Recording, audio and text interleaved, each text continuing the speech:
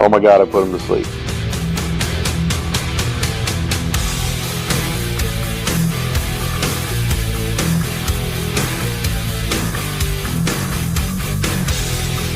Oh, we got it. I fell We got asleep. a gag going.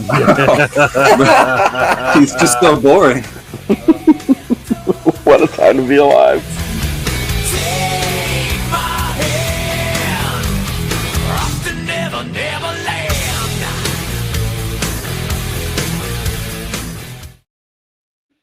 I figured you hadn't seen that yet, Borg, so we had to No, I have throw not that seen one that yet. on. Well done.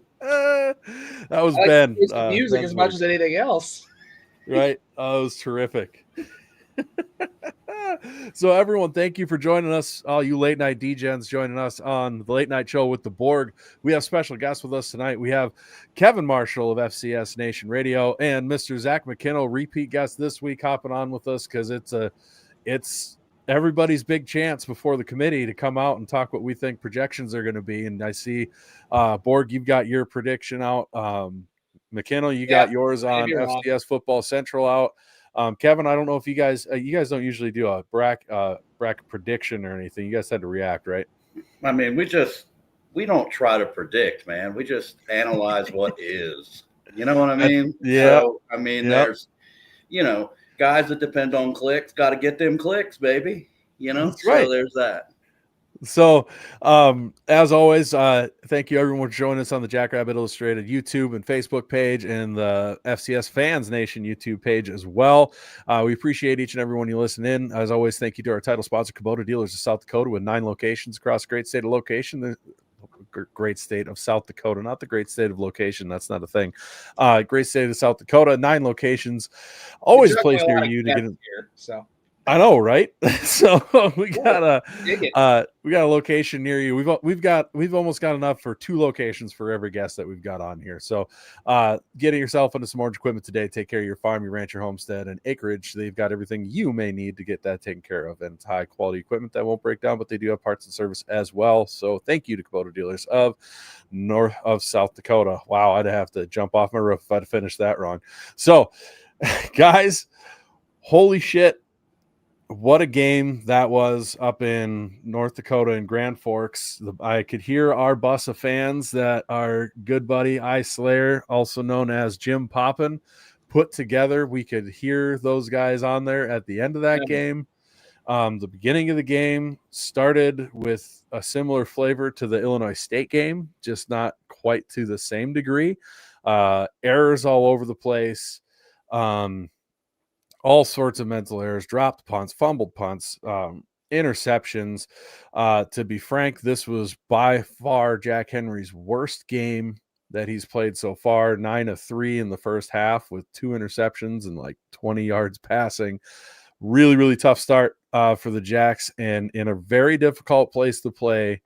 They clawed back. I think the biggest and most important thing going into the playoffs from this game, from what I saw, is the SDSU O-line started busting open holes for the backs, and the backs were hitting them hard, and their downhill run game got rolling, and it was really good. They were able to ride that. I think that gave them some confidence, and then they got big plays from the defense when they needed it with the strip sack. They hit when they needed him. Jack Henry hit monster throws, hit one of the biggest throws I think I've seen a SDSU quarterback hit, period, with the game winner in overtime.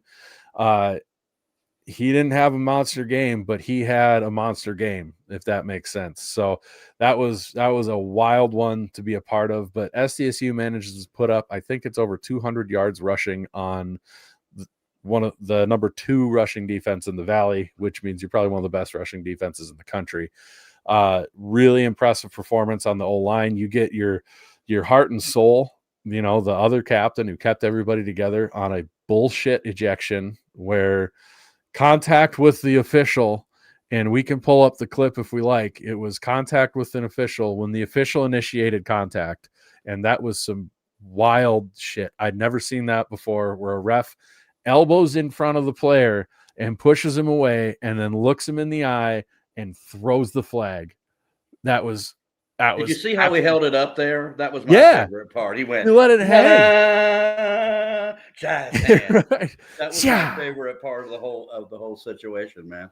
And that was Make it after about you, dude. Make it all about you. That was after there'd been an earlier sequence when they'd pinned him at the 2 where you had 2 consecutive personal foul penalties, and one of them was a kind of a questionable late hit. So I don't know. Yeah.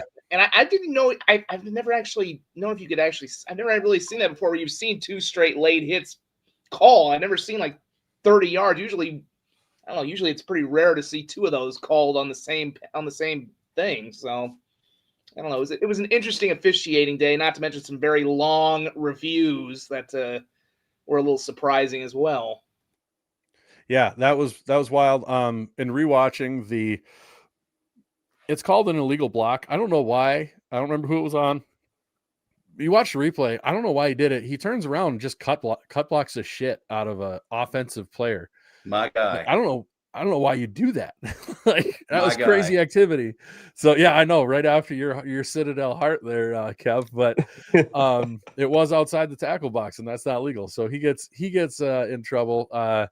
We've got 202 yards rushing per Jim. So thanks for the assist on there. I was going to look that up, but the late hit was definitely ticky tack. And yeah, you don't see that often with 2 personal fouls in the same play. And you know, that the officiating was what it was. I don't want to make it about the officiating, but there was some wild activities on that. There was one side judge who it looks like he was looking at it and he must be left eye dominant because it was always back to his left hand by about a yard every time he spotted the ball. Then the one time the Jacks get a good ball spot, North Dakota goes, "That's enough of that shit," and they challenge it and they win the challenge with an angled review. Whatever, it is what it is. You're on the road and that's life. You got to win. You got to win, and it doesn't matter how calls are going. You just got to keep playing, and the Jacks did. I was going to say, I hope there are times where I think if you have a contact with an official, if it were an actual legitimate thing where you could maybe get suspended for the next week. So I would hope none of that is in play for Quentin Christensen, because clearly, if anything, I would hope whatever crew, obviously we're at the end of the season anyway, so I don't know if those guys would be in the playoffs, but if anybody got suspended, I would kind of hope it's the ref who maybe gets a little bit of a talking to. I would hope there's no post-game penalties that would lead into next week for Quentin, because that was just, I don't want to make it about the refs either, but that particular ejection, especially if it were to have any technical consequences into next week, is one of the dumbest things I think I've ever seen at a game. So, did Jackson say anything about it? Because you're not allowed to say anything about it if you've learned anything from what happened in Idaho last week. This is Missouri Valley officiating. Maybe they're a little different. I mean, you're the victim of something, and don't you dare talk about it. Right? Don't dare mention it. That's fire, the real yet crime. I am not allowed to comment. That's the real crime. They announced a fine before they announced the apology, I think, last week from the Big Sky. They announced a fine before they apologized for missing the call. And then Idaho goes out and loses to Idaho State at home for the first time in 40-some years, nearly 50 years, I think. Oh, they didn't just sitting lose. here in awe of y'all, because this is what it's like to work without a show clock. Brendan just talked for like 5 minutes, and I'm sitting here going, "Let's speed it up, Brendan. We got 48 minutes, guy." But it's the freedom of the internet, brother. I mean, and I can say things that I don't normally say, right? Yeah. There's a look at the ejection again. Thank you. Thanks, Brendan, for pulling that. I mean, yeah. Shit. I mean, what? What? What? No, I just wanted to say it. That's all. Right. Right. I mean, yeah, I couldn't believe that. The funny thing is, I was thinking right before that, right before that ejection gets called, I'm like, man, I would have liked that play call a hell of a lot more on third down, and I'm really going to hate that play call if that ends up costing them Quentin Christensen. But then when I see what actually happened, I'm like, I can't even really hate anything. The referee, what is this guy doing? It just is, I mean, that's the moment where you probably, and then of course they made a stop, I think, right after that, but then they fumble a punt. And then you're down 20-7, and you really have to be thinking at that point, with the way this offense has been limited, even though they were running the ball well. I mean, I knew some SDSU alums who were about at the point where they were ready to turn off the TV at 20-7 after that fumbled punt. And boy, did it turn around pretty quick after that. Yeah, it was wild. And at that point, you're down your heart and soul there with Q out. You don't have Sam Hagan, so you're down your two rocks on the offensive line. You've decided to shuffle around your center for the last play of the game and swap in Nate Adams at center. And I think that made a huge difference. And he really shone bright. John Playing Peake, the center former there. tight end, doing really well too. Yeah, well, tight end. He was getting the Quentin Christensen treatment of we want a big body on the field who could block, and so he did a great job. And yeah, you're in that spot. And Bullock comes up gimpy that very first catch he makes, and I think later in that drive, he makes a catch but isn't able to drag his foot at all. He doesn't even attempt to drag his feet, and I think that was partially due to him being dinged up from there. So you're down your top two receivers, your top two offensive linemen. You're on your third string quarterback at that point. You're down 20-17 or 20-7 after fumbling a punt and drive down with one hell of a gutsy drive to respond. And it was. I'm just beyond impressed. The O-line, I think, really put the team on its back today. Johnson running in the red zone was an absolute weapon. Getting touchdown runs, it doesn't seem like much 4 or 5 yards, but when you're in the red zone, that's a long run for a touchdown to right between the tackles, the way he kept doing it. And it was impressive. I was really impressed with that, especially in that environment. I mean, the crowd might not be very loud, but their sound system is. So you've got you got some noise issues going on there. 11,000, the official announced crowd. Well, and it's wild talking to people who were up at that game. They're like, it is a really weird game day experience. And I've been there before, and I can concur that crowd does not get into it unless it's like the NDSU game, or they're starting to get a lead. And even if they get a lead, they get bored and they make zero noise whatsoever, except for third down sometimes. And it was wild. What do you, Zach, and Kevin, what do you guys think when you're watching across the board here and watching all these games? You got Yale and everything else going on, Lehigh Lafayette and the brawl, and you see this game go the way it does. I was happy that Lockridge finally showed up, man. That was the guy everyone thought y'all were going to get from Fordham. I mean, there was a lot of talk about him not adjusting to the speed of the Missouri Valley and stuff from SDSU fans that I saw, but I think you finally saw kind of what he could be and given the opportunity. And like you mentioned, Josiah Johnson, 3 rushing touchdowns today. But I was just really surprised y'all were able to run the football against UND. All year they've been solid, man. That front seven has been great against the run. And listen, the young quarterback, I know maybe he didn't play well in totality, but what you want from a young kid is to make the throws when they're needed. And he did. That's all you can ask for, man. In the second half, when you absolutely had to have a play made, the kid just found a way to make a play. And I think I'm interested to see how he develops, man. I think he's the kid of the future.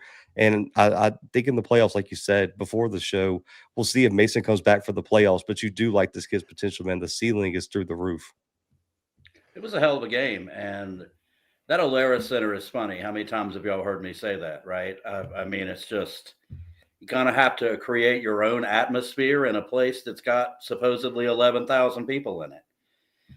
And I just want to welcome North Dakota fans into what it's like to be me every football season.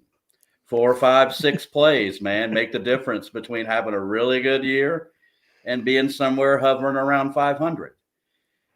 And I will say this, that when they finally do it, they'll enjoy it as often as I do when my team has a good year. When you win all the time, man, you get used to it, right?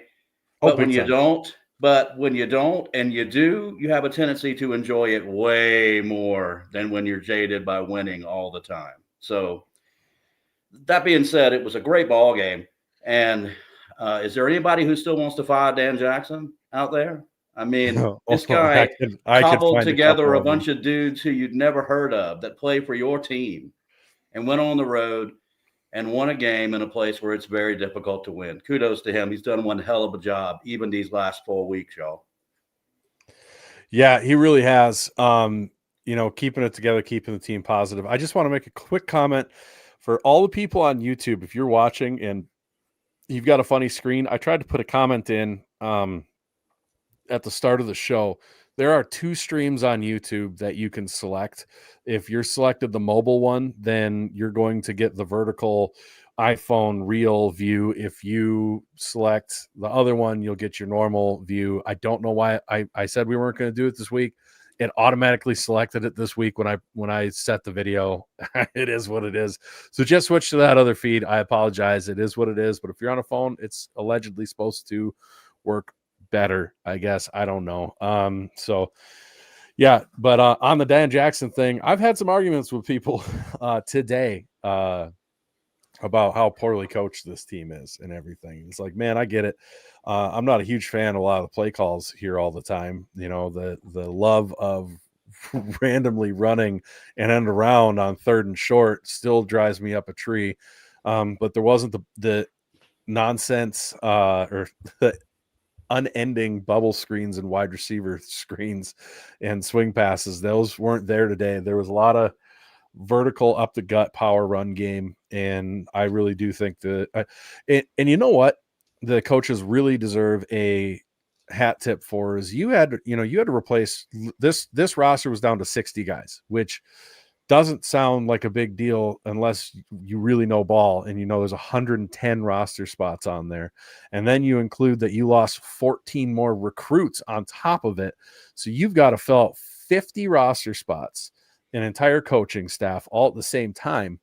And so you've got a lot of transfers. And we always talk about these teams that have a bunch of transfers on it. One of the hardest things for those guys to do is to handle adversity and not end up playing for themselves. And it would have been, I honestly had that thought cross my mind when they got down 20-7 for those guys to just go, yeah, season's over, and just really lose the heart and the drive and to fight through on the road after 4 losses in a row.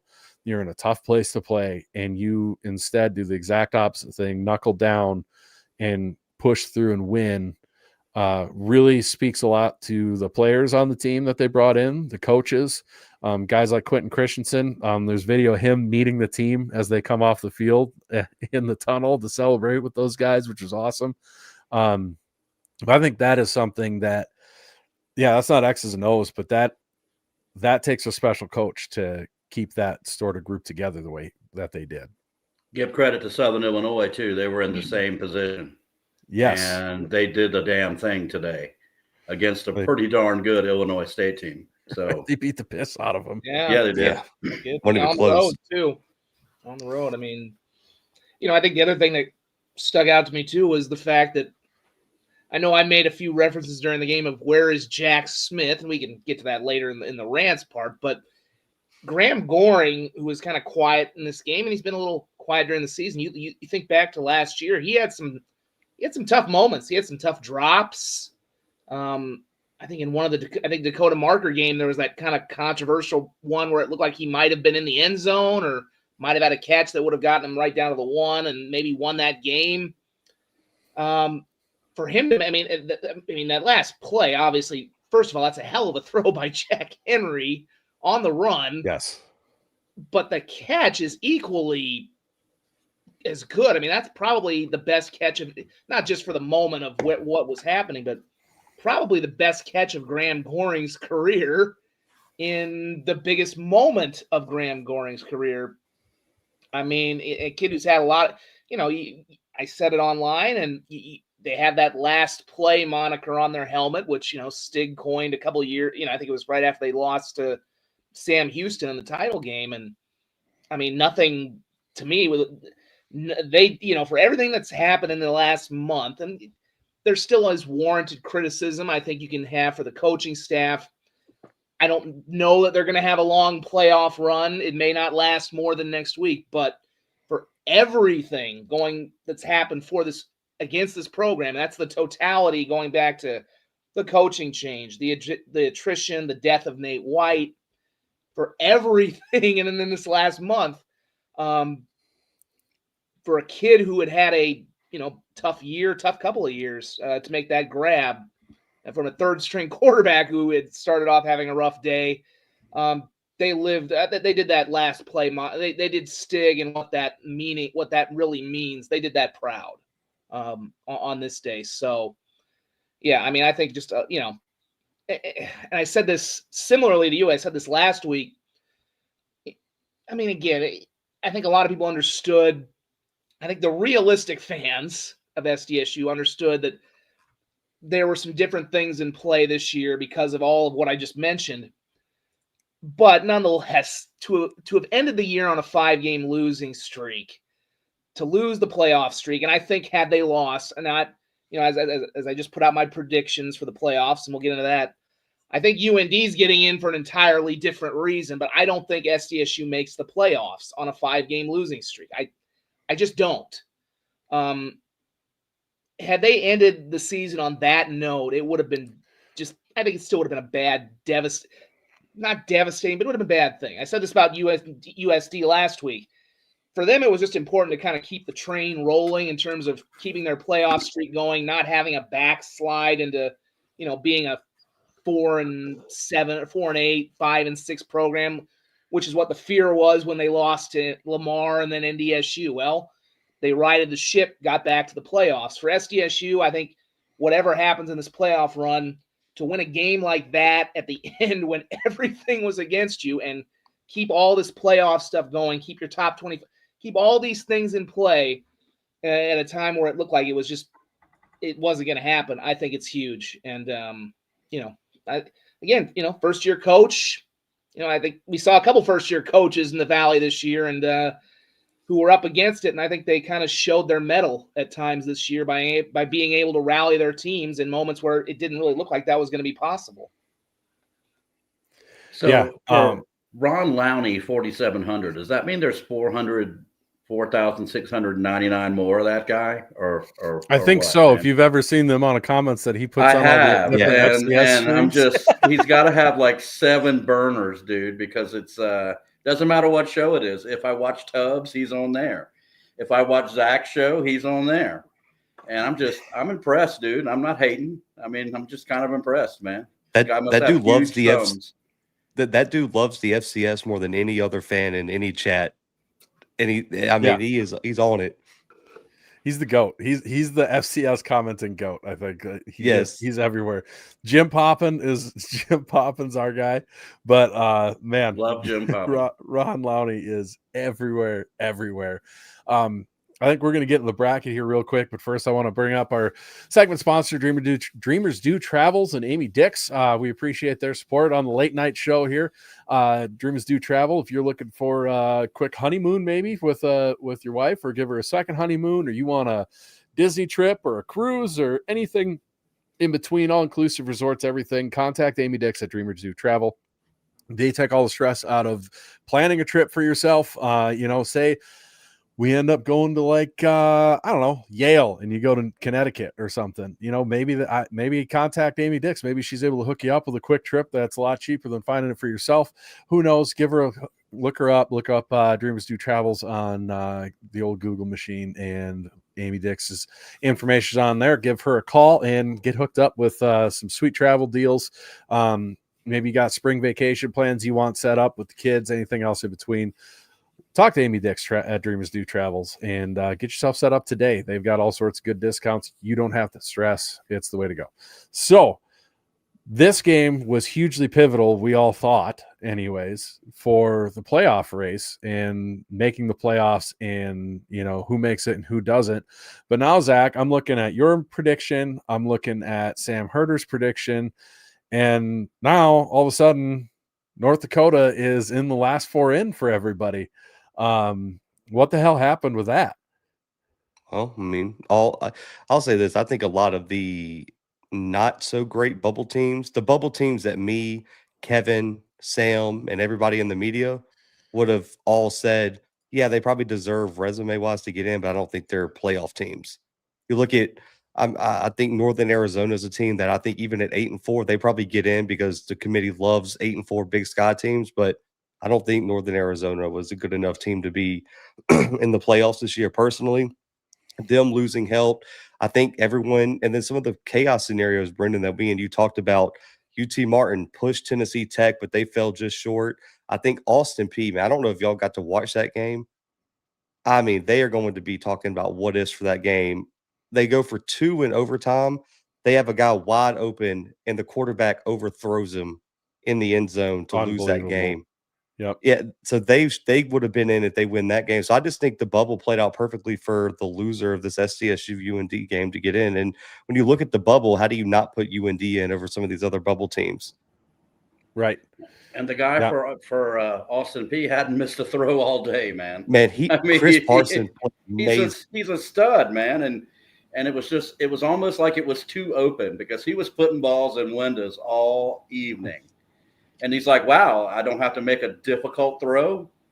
I can't do that. I've been making those all day. I can't make the easy one. So that's a good football team. I mean, I know that, some people don't think that strength of schedules against FBS teams should be counted that you're a good team, Brendan. But this is a team that did push Georgia for a while, Austin P. So, there's something to be said for that. We can talk about that. I think here's the deal. A lot of people are taking this the wrong way. I'm not saying you can't take that into account when you talk to them. I think if we're not going to let the record count, if just in the strength of schedule metric, you can't include the FBS game unless you win it. You shouldn't get to count it because specifically look at, and it's not going to matter for them. They're going to get the 2 seeds. So if Montana State fans want to be mad, then I don't give a shit. Montana State's strength of schedule looks better than Tarleton's, but you put their resumes together and they have the same amount of wins against teams that are over 500 and the same amount of losses against teams that are over 500.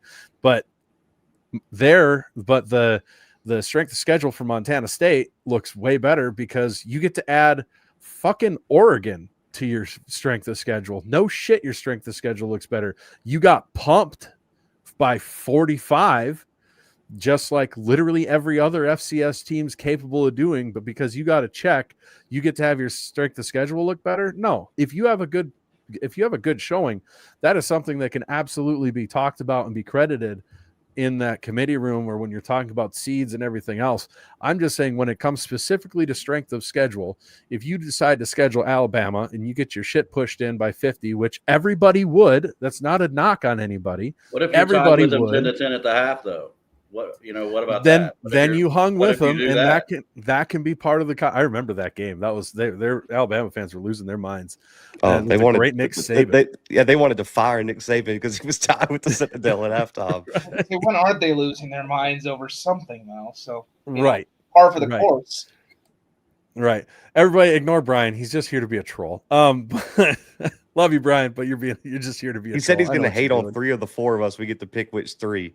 I'll volunteer.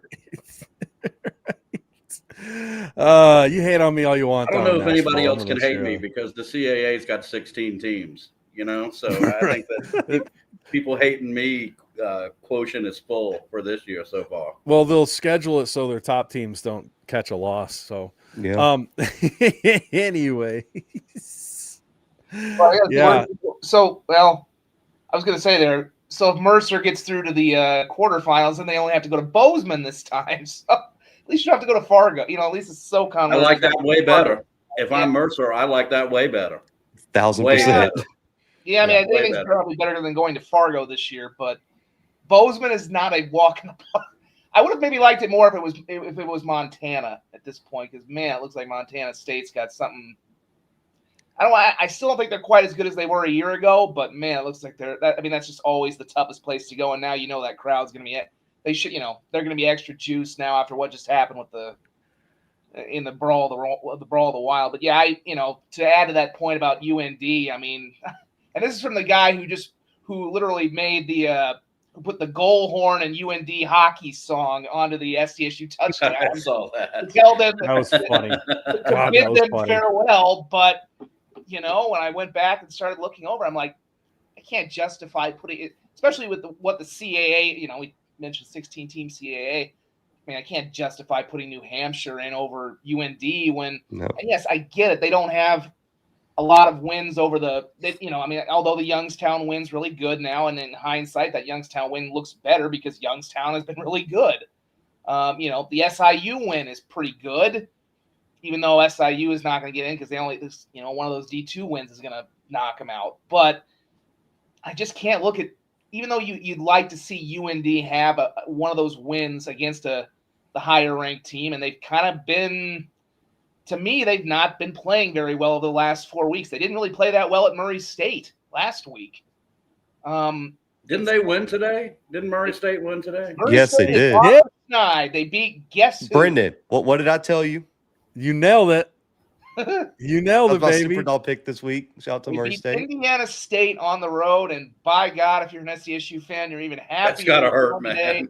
That's gotta really hurt if you're an Just SDSU. glad you won today, because if you'd lost this game to UND, you'd be pulling out what hair you have left over that Indiana State game even more. But no, I think it's just hard. I mean, I don't know. When I went to that UND USD game on November 1st, I went there thinking, man, UND might actually be the second best team in this conference, and maybe they're going to end up being the best if they can take out North Dakota State. And they were never the same. They've never been the same since they played USD down in the Dome. Obviously, they kind of shot their wad a little bit against NDSU. Kaminsky has been, he had some moments today where he was kind of back to what he was, but then he also had a really bad pick and then a fumble. It's just, he's been very turnover prone. I don't know. They've dealt with some injuries. It's just, they're definitely not in a good place, but I just can't justify putting them with the quality of their schedule, with their strength of schedule. They got a couple decent wins. And New Hampshire, to me, some of the other teams that are on that bubble, I can't put them in over them. As much as I want, you kind of want there to, much as the stakes felt that high today, you just, like you said, the bubble kind of worked out in their favor. I still don't know that if SDSU had lost this game, that you would have put them in, because going in on a 5-game losing streak is different, especially when you don't know if the starting, and we still don't know if Chase Mason's going to play. I've said that if I were SDSU fans, I'd kind of give up that ghost, and if he shows up, great. But I think going in on a 5-game losing streak, including a loss to Indiana State, would have been a little tougher for them to get in on. But it would have been an interesting. They would have been sweating it out. But I think UND is in a better place at 7-5 than SDSU would have been at 7-5. But who knows what that bunch is going to do, man? Every year they'll always throw a curve or two right. or five. Every year you sit there and you go, wait a minute, what do you mean there's 2 Patriot League teams? What do you mean? And the chairman of the committee is from the Patriot League. What a crazy random happenstance, right? And so we'll see. But I don't know. It's going to be very interesting to see how that all shakes out, because, like I said, you never know what those guys are going to do and what they're going to value. And sometimes what they say they're going to value, they don't value at all. And sometimes they do. I think it's just the leadership of it and who can run it and who's willing, if for what league, to pound their fist on the table in that room and say, this team should be in. And I think you can just tell by the conferences that really give a shit with just how they're posting things on Twitter and on socials. The Southland gives a damn. They might not be the best conference, but at least they're advocating for their teams. The UAC gives a damn. They're advocating for their teams. And I just don't understand why we're not seeing other leagues do that. And what else are you getting paid for in the conference office but to advocate for the teams that are in your league? I got to say, there's been a lot more politicking this year than in years past, and I'm for it. I think it's great. Some of it makes me laugh. Like you mentioned, the Southland, they are going in, and God bless them. They're going in full bore. They don't give a damn whether what they say is a little wild or not. They're Southeastern Louisiana, top 8 seed worthy. Come on now. All right. Like, I think they should be in too, but let's not relax. But then we get jokers like Brian. Ivy is getting 2 in is an effing crime. Who else are you going to have in though, Brian? Like who deserves it more? Yeah. Like what do we want here? Like, are we going to pick a schedule for Harvard? It was just an absolute murderer's row, man.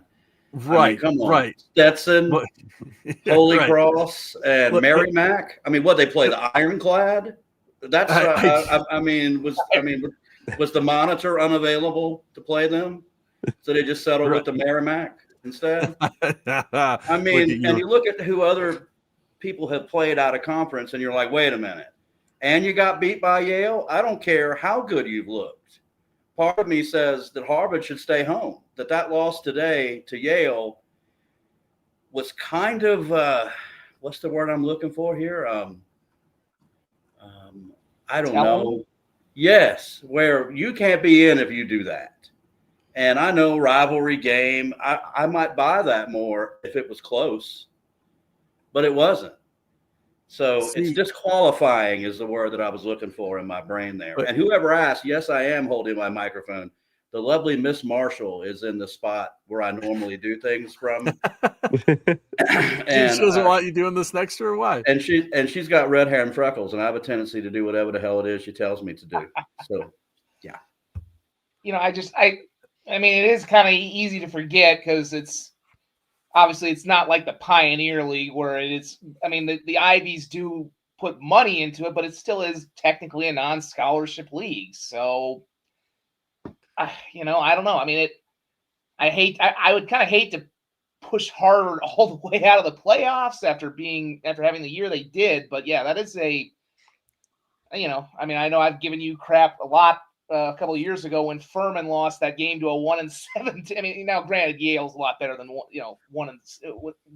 that Wofford team was a few years ago. But you know, the game's got to matter, and you can't lay an egg there at the end and then expect to have, still be eating, filet mignon when the playoffs come around. The question becomes, though, like, who would you replace them with? Because I don't think any of us four are banging the table for New Hampshire at 8-4.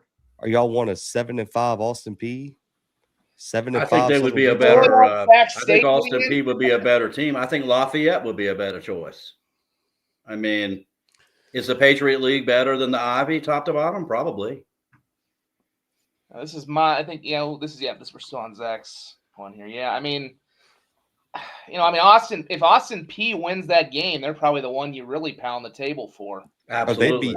They would have been a lock at 8-4. Yeah. Oh, yeah. And they have an FBS win. I mean, it's Middle Tennessee. It's not the greatest one in the world, but that's an 85 scholarship team. Yeah, but they beat the hell out of Austin, out of Middle Tennessee State. Like they won by what, 20? Yeah. I mean, I just pulled it up. As many points as Yale beat Harvard today by. If NAU wins, they're probably in, but they don't. I don't know. I didn't think they deserved to be in last year. NAU, but I didn't either. Me. I mean, I've seen a couple where I've seen one where Southern Utah is in the bracket. I don't really put. I think Southern Utah. Like if you told me that Harvard couldn't be in, and I had to pick a team to replace them, I would bang the table for Southern Utah to be in over the rest of these bubble teams. You and Jamie Williams both. So there's that. Or Austin Peay. Those would be the two choices there, because I don't think William and Mary at 7-5 has an argument. No. I don't think New Hampshire is that good at 8-4. And we saw what happened. That they put New Hampshire as what was it, the 16 seed last year, and they got beat 41-0 by UT Martin. Right. They don't belong in. Sacramento State for sure doesn't belong in. No. Northern Arizona and SIU don't belong in. And so it's Austin Peay or Southern Utah for me if you're taking someone out. It would be kind of funny to watch Sac State get murdered by NDSU or Montana State one more time, but Oh, they wouldn't make it that far. They would lose in the first round. Wouldn't. It would be funny to watch them maybe lose to like Drake or somebody in the first round. But I jest. Well, and who knows that we don't know how they're going to judge the Ivy yet in the committee's eyes, because they're a new conference. Are they going to get like a Pioneer League type treatment where just your conference champion gets in for now? Oh, you mean like the SoCon treatment this year? That kind of treatment? Don't lose to a non-scholarship team twice. Presbyterian's pretty good, man. Their quarterback would play for a lot of teams in the Valley. They didn't even win the Pioneer League, man. That's a murderer's row, man. I mean, Pioneer going to Pioneer, man. You get on the covered wagon, bro. Right, yeah. You get on the covered wagon in that league, and you pioneer across the football season, man. Look, man, I am all about it, and I am a big proponent of the SoCon when I can be, but God, sometimes you guys make it hard. I can't even be this year, man. It's we got the best player in the country. I don't care what other people say. Teron Dickens is the best FCS football player in the country, and it's not close. And Kerwin Bell can't win. I know he didn't play because I Speaking know of what I politics, heard, and it academic issues. But if he plays, Western Carolina is a playoff team. They would have been a top 10 team weeks ago. Mm-hmm. And that's just how that thing has gone this year for that particular old league. This is what's crazy to me. Guy today for Furman, Trey Hedden, set the all-time Southern Conference yardage record for Furman University. Think about some of the dudes that have played quarterback at Furman over the years. And he's got 2 more years, folks. So, I mean, Hopefully, things are looking up. hopefully, you never know in the portal era, man. And Kevin, you didn't even mention, I know people like to, crap on the SoCon sometimes, but ETSU might be 3 plays away from being like 9-2. Absolutely. Right and now. They have 2 ringers at quarterback. And how you don't win with a guy that put up numbers at North Carolina and a guy that, played pretty decently in the big whatever, how many teams there are now in that league. Yep. And you struggle today to beat the Citadel by 2 points at home. Get out of town, man. Yeah. Because they blew a 2-score lead against Chattanooga. They blew a 2-score lead against someone else, and then blew it against West Georgia too. It's Bryce Lance by a mile, Brian Thompson says. All right, Brian, you know what? I have never been prouder of a defensive back at the school that I went to more than I was Bradley Jones in that first game of the year against NDSU versus the Citadel. Bryce Lance finally saw a dude he couldn't run by, and he was a non-factor in the game. Bradley Jones is the Southern Conference indoor-outdoor 100-meter champion. So track star speed. And Bryce Lance was 4 catches, Southern 24 speed. yards. 4 catches, 24 yards in that ball game, something like that. So, no, Cole Payton showed out that game. Bryce Lance didn't. Cole Payton is the best player on the NDSU football team. I don't think there's any doubt in my mind about that. So, something I want to bring up as we're talking some bracket things that is a common misconception that comes up all the time. Raphael, I'm not picking on you. I've seen this comment a couple times. Raphael says they shouldn't have UC Davis on Montana State's side of the bracket. They already played. Put them on Montana's side of the bracket. No, that's not how that works. The way it works is you cannot be a first-round matchup. So with Montana State getting a bye, that out the window. That doesn't matter anymore. So you absolutely can have rematches in the second round. It's the first round that they have to avoid them. That's what the rule is. They can't have a rematch in the first round. So and the hope is the breaks. Tough shit. The hope is that by seeding the whole thing, they're not going to have as much regionalization because obviously that was a bigger deal. We'll see how that's the other thing that's going to be interesting to see with this bracket is, will we actually get something that's in theory going to avoid the regionalization? Are there going to be, I've still seen some brackets that suggest you could see a lot of conference rematches in the second round, even though we have this 16 seeds now. So that'll be kind of interesting to see. I'm very curious to see how we talk about what will the committee do. Well, this is kind of it's a fun new thing to throw in there because we have not yet seen how the committee is going to see this when it's, I still go back to the days when Montana just bought all their home games when there was no seeding in a smaller playoff. So it's a little bit different now. But yeah, I'm kind of curious to see if we're truly going to get a more widespread playoff, or if we're still going to see those potentially regionalized second round matchups. Hopefully not. I hope they take advantage of the no rematches in the first round by putting people who share a conference together who did not play one another to play football in that first round. That would be a damn good way to cure our friends in the Northeast from ever making a schedule again like they did this year. Oh, yeah, you can make the playoffs, but you're going to have to play each other. Perfect. Well, Perfect. And Johnny Banks says no rematches of conference opponents. No, it is opponents you've played. It's not just conference opponents. Yeah. I'm 99% sure it's the rule. It's not just conference opponents. It's any opponent. The other thing is, if you have the absolute gall to come onto the SDSU podcast and complain to me about having to see a conference opponent in the playoffs, you need to stop. SDSU has played NDSU more times in the playoffs than any team has played another team in the playoffs, period. That's facts. That is the way it is. I don't want to hear it. I don't care. It did work Rant out time. all Put a right. clock. Go. Did work Rant. out all right in the national championship, though. Yeah, well, national champ. What are you gonna do about the national championship? Yeah, I know, there ain't but, nothing you can do for that. Because I don't know if y'all watched the brawl today. Sign me up for part 2 in Bozeman in the semis. I Oh, hope they keep fun. Montana as the 3. I think that's part of the reason.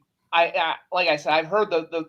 I think you made good points about why Montana could be slipped down to 4, but I think the committee is going to try, and doesn't mean it'll play out that way, even though those are both pretty good home field advantages, which are very tough for anybody to go into. But I think the committee is going to try and keep that potential for a Brawl of the Wild semifinal set up. But we'll see. I mean, this is the such first a good time game. since 28. This is really the first time since 2018 the game's even been close, and it's first time since 2018 the road team won. So I don't think you can put Lehigh in front of Montana, can you? I mean, with the No. I don't straight even want to face. put I don't even want to put them in front of Tarleton. Quite Right. frankly. Right. But- Well, the Tarleton State president unfollowed our show when I dropped them when they lost. So, that was Really? nice. That's crazy. That was nice. Hey, we want you to come down here and USA here. yeah. Right now. we want you to come down here and cover a game. We'd love to have you I'm unfollowing you because you rated my team accurately. That gotta love it, but that's FCS football for you. At least he cares. I love when official athletic people get in their feelings like that. I know it's the greatest. It's the greatest Remember feeling Zach, in the world. Right? A couple of years you were talking about that with USD. They got mad about somebody. For not being- USD, when the SID gave me a passionate email. I'm gonna write a strongly worded letter to this gentleman. How Yeah, dare he real strongly worded letter. We squashed it though. We squashed it. And of course, That's this good. year you had the USDI athletic director making everybody's friends by cracking back at the president. I got an email after the playoff show last year that I was on with y'all, where a guy called me a clay eater, and I had to go and look that up. And that's that's like an insult towards Southerners that hadn't been used since the 1870s. And I thought hard to be mad at a guy who can pull something out like that. You sure it wasn't a fax that they tried to send you with that phrase on it? Who knows, man? You clay eater. I was, man, that's What? That's gonna call me a scallywag next. You got to get that guy on with you to get some more phrases. Oh my God! You're not kidding. So what I'm very interested to see is how SDSU is going to get treated when they do the seeds, right? Because resume wise, of the 8 and 4 teams, it's hard to find somebody who just on paper has a better resume. You're not going to find anybody with a better win in that tax bracket, so to speak, than Montana State on the road. All their ranked wins are road wins against ranked teams, against North Dakota on the road, Montana State on the road, Youngstown State on the road. 2 of them pretty impressive comebacks. But then does that get weighted against their kind of on a skid and pulled that out of the fire at UND when they've lost 4 out of their last 5?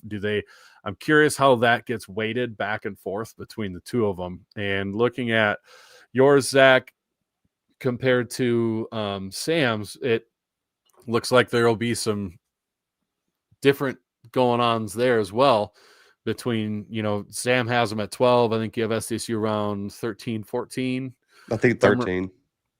And the other thing is, do they, I said this week that when the film was coming out of Chase Mason at practice, I don't think it has anything to do with trying to dupe UND or Dom Izzo either. Dom, nobody cares that you're mad about that. I love you, dude, but like I know you're just mad because you're a media member that you're not getting the info you want. I'm sorry.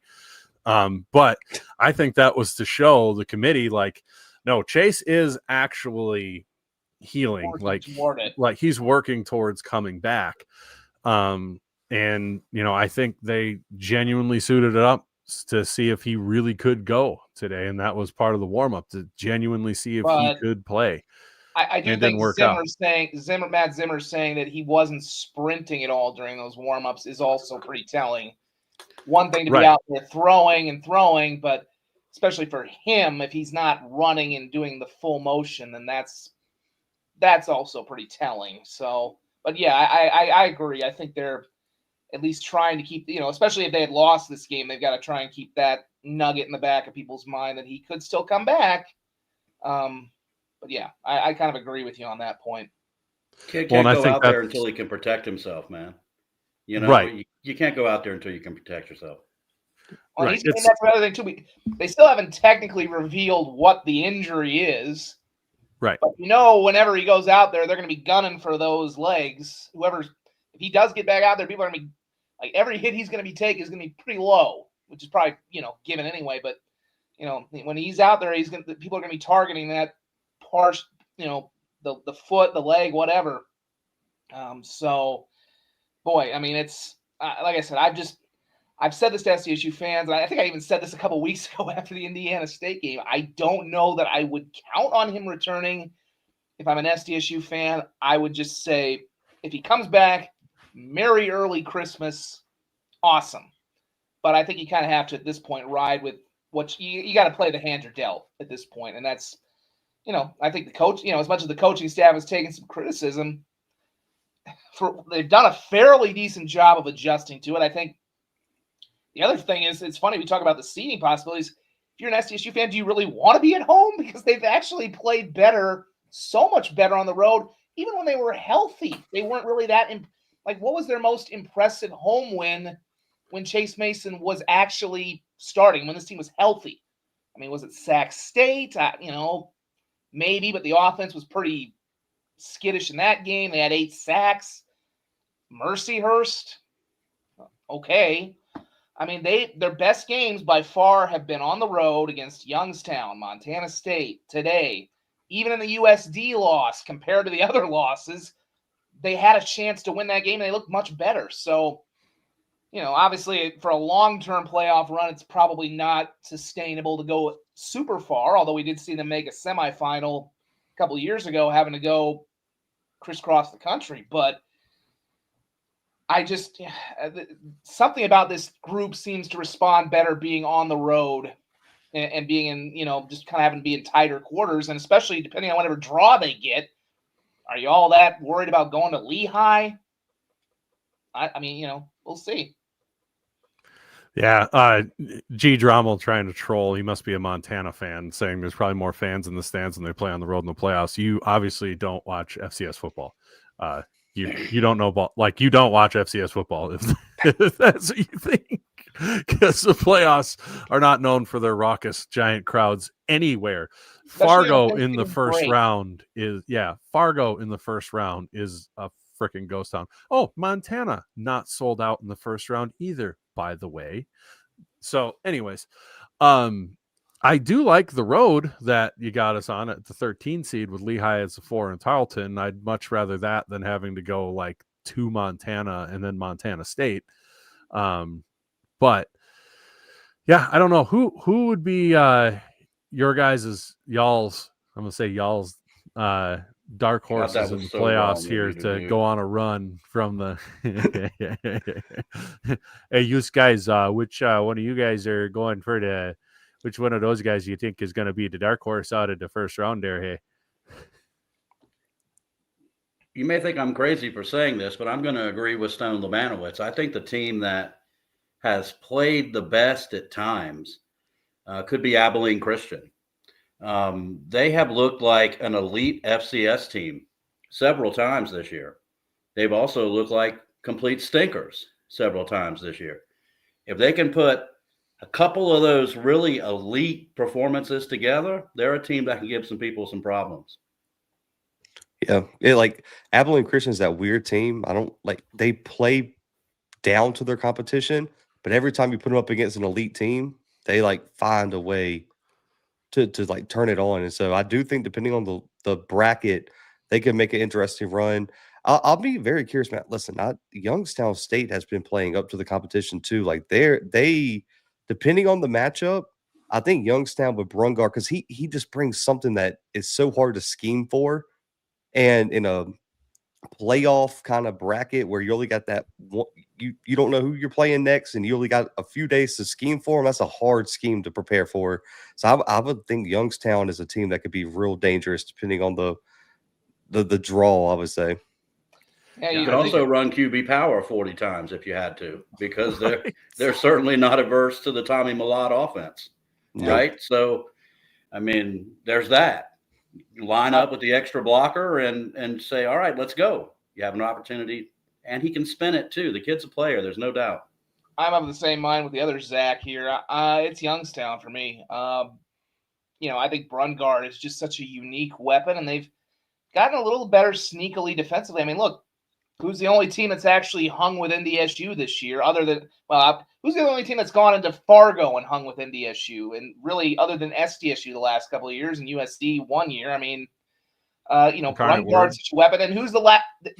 Technically, it's been a while now. The last unseeded team to make the title game was Youngstown State back in, I think it was 2016, if I'm not mistaken. So, yeah, they seem to be. I mean, again, I know they got a little hairy today against UNI, but kind of a garbage time game, whatever. But yeah, I think Brungard is just such a weapon. Abilene Christian's an interesting team to me, and I just, we'll see. I don't know. I kind of want to see whoever gets on the end of Montana's bracket because I still don't. I think Montana State I'm pretty confident in. I'm pretty confident in the SU, but I have some lingering questions about the Grizzlies that even though they play, you can't get too down on them because they played a 2 or 3 point game today, but I just still have some questions about that team that I'm not ready to say, they're a lock to make the semifinal if they're the 3 seed or if they're the 3 seed. Pass defense is a question. I mean, on that long touchdown run that Lamson had today, he just didn't have time to throw the guy to the ball who had his hand up saying, hey, there's nobody within 12 yards of me. And that was an easy touchdown pass, but he just decided to run with it. But the pass defense is a question mark for the Grizz, and it has been for a while. And if they run into somebody like a Tarleton or somebody like an Abilene Christian who's just going to spread you out, 5 wide receivers and throw the ball down the field all day, that could be a problem for Montana. And they played with some fire this year. I mean, I believe it was Eastern Washington and kind of had them on the ropes a little bit. I'm trying to remember fumbled spike. Yeah, the fumbled spike. Yeah, it was brutal. They've been playing with fire. And again, I know Washington Grizzlies, one of the, the quote unquote, the Mecca. And I will attest. I've been the one brawl, the wild game I got to cover when I was in Montana. Unfortunately, it was 2010. The wind chill was like 25 below zero, and it was super windy. So I didn't really enjoy that. But I know that home field advantage. I'll be curious to see how many fans they're actually packing in early on. Because like we said, FCS playoffs don't.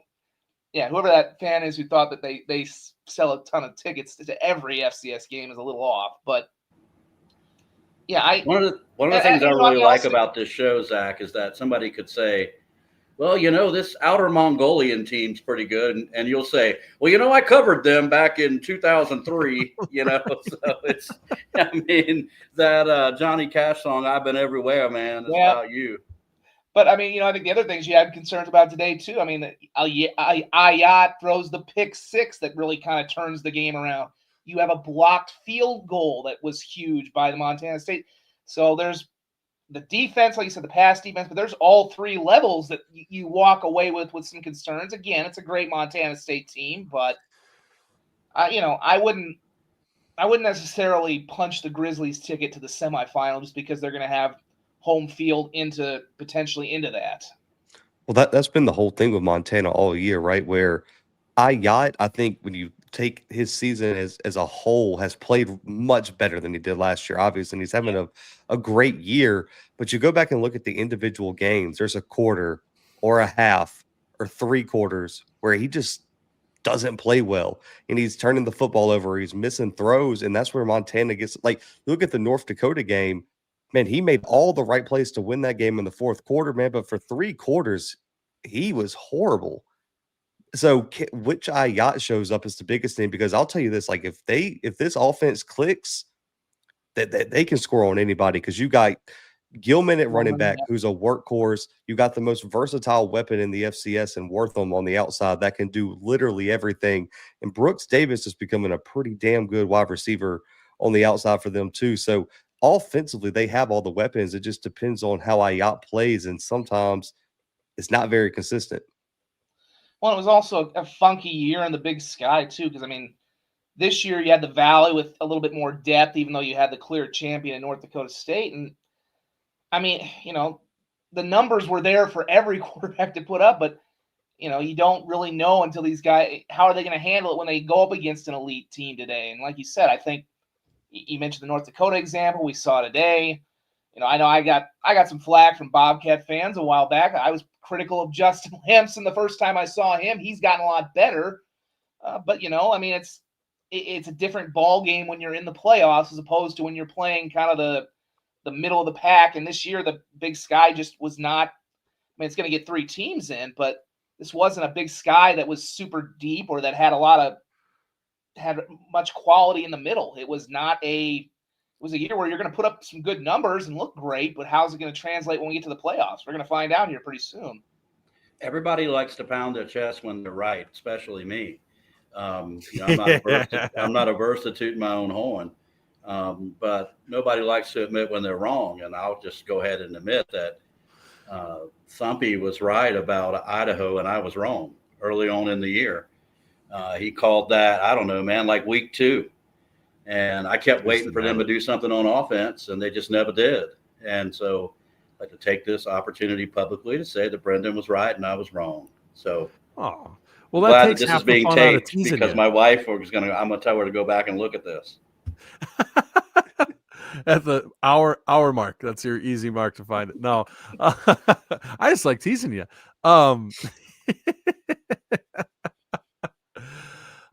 Nobody expected humility from Marshall in this. My mother tried to teach me some, it just didn't take.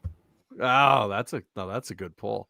I think looking at it, like your bracket, Zach, is a nightmare for UC Davis, or not for UC Davis, for Montana. I would not want to face UC Davis in the first round. A team because I think Montana is a little bit like Fargo in the playoffs, where if you're not used to that atmosphere when you come in, you can get buried by the noise, and you get buried by that. Like teams that aren't used to it, haven't played environments like that before, that team gets something going, and you just see it over and over again. Teams just get crushed under the weight of that crowd.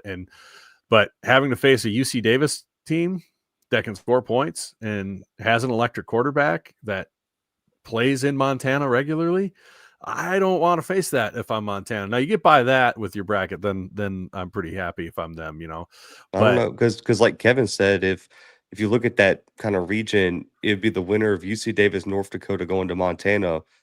Abilene Christian could beat Illinois State in the first round, and Tennessee Tech's been kind of struggling recently.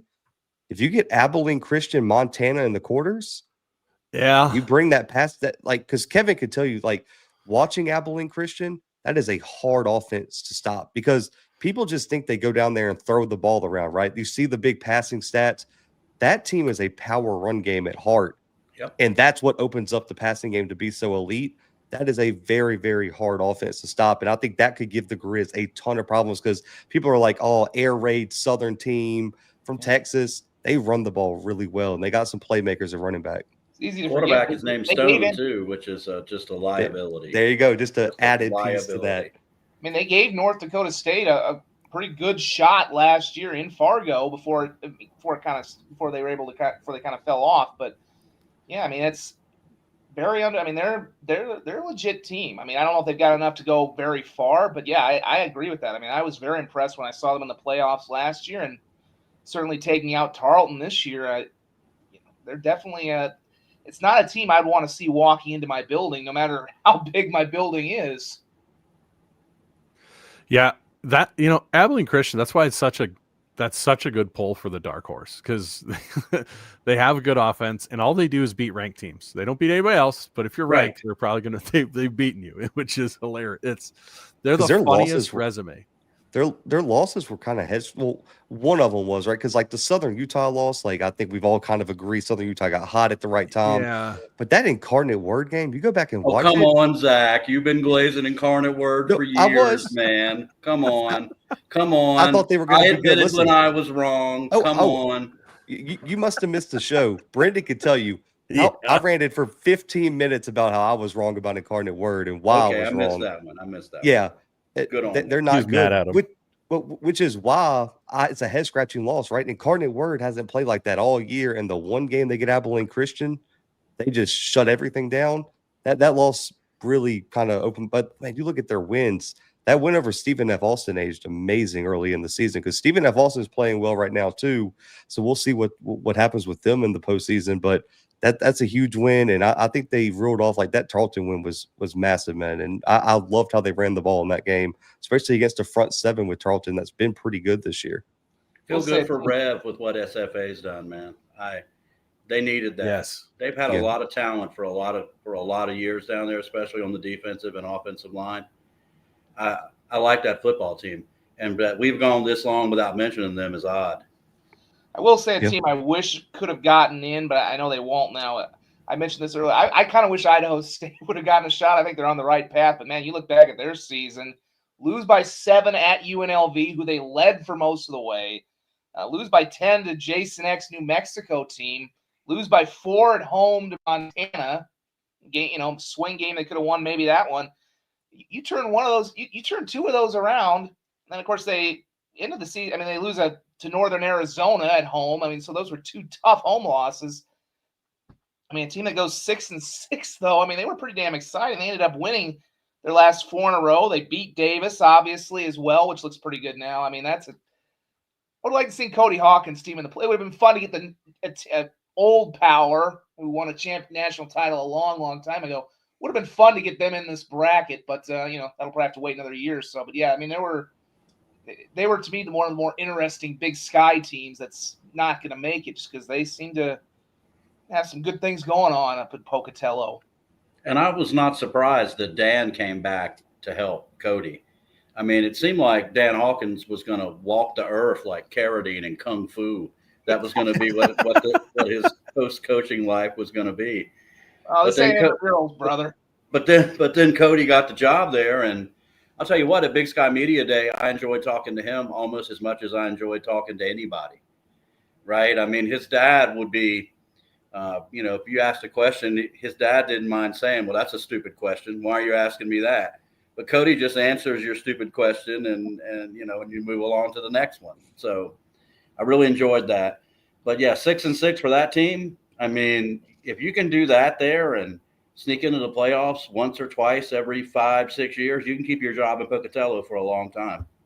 Yeah, it's been so long since they've actually been relevant. I mean, they were essentially tied for 4th place, but in my mind, they're probably better than Sacramento State. So, if they could have found a way to beat Montana or found a way to beat Northern Arizona, it would have been an interesting conversation if they'd gone into this at 7-5, I think. But no, they had that Barnum getting fired today, man. That's the Bruce Barnum got fired today. They Lane Kiffined him on the tarmac, and I just for a guy who is a really good coach like Bruce Barnum is, when again back to Big Sky Media Day.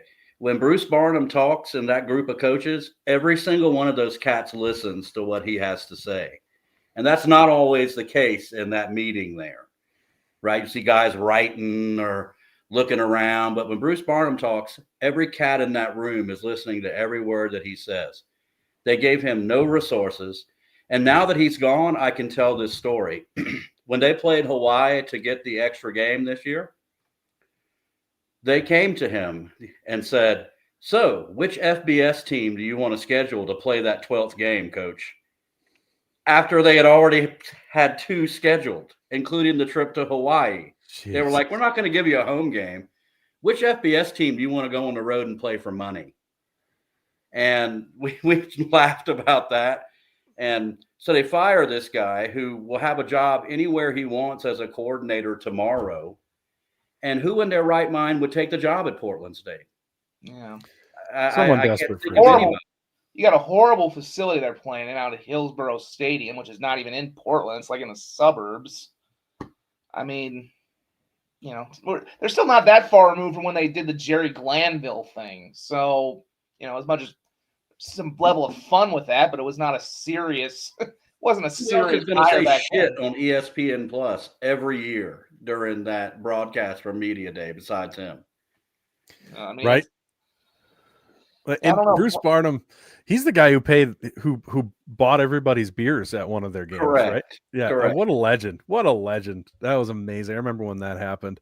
I want to bring up quick our sponsor, Innovative Engineering, for any sort of industrial HVAC or electrical drawings that you need help with. Innovative Engineering is there for you. I'm not going to go through I've gone through the whole list a couple times on the show, and I'm going to pass out, I think, if I say it, just from losing breath if I say it tonight. But they're registered in almost every state in the union. They'll get you taken care of if you're looking at building apartment complexes or, warehouses, factories, anything along those lines. Contact Innovative Engineering. They can get you set up with professional and licensed proper HVAC and electrical engineering drawings for those buildings before you put the shovels in the dirt, so you've got the right plan going forward. So contact Innovative Engineering. But I also want to mention we have the man, one of the main engines behind Alex's Lemonade Stand. They're not a sponsor of this show, but Northwestern Mutual is a sponsor of a bunch of our other shows.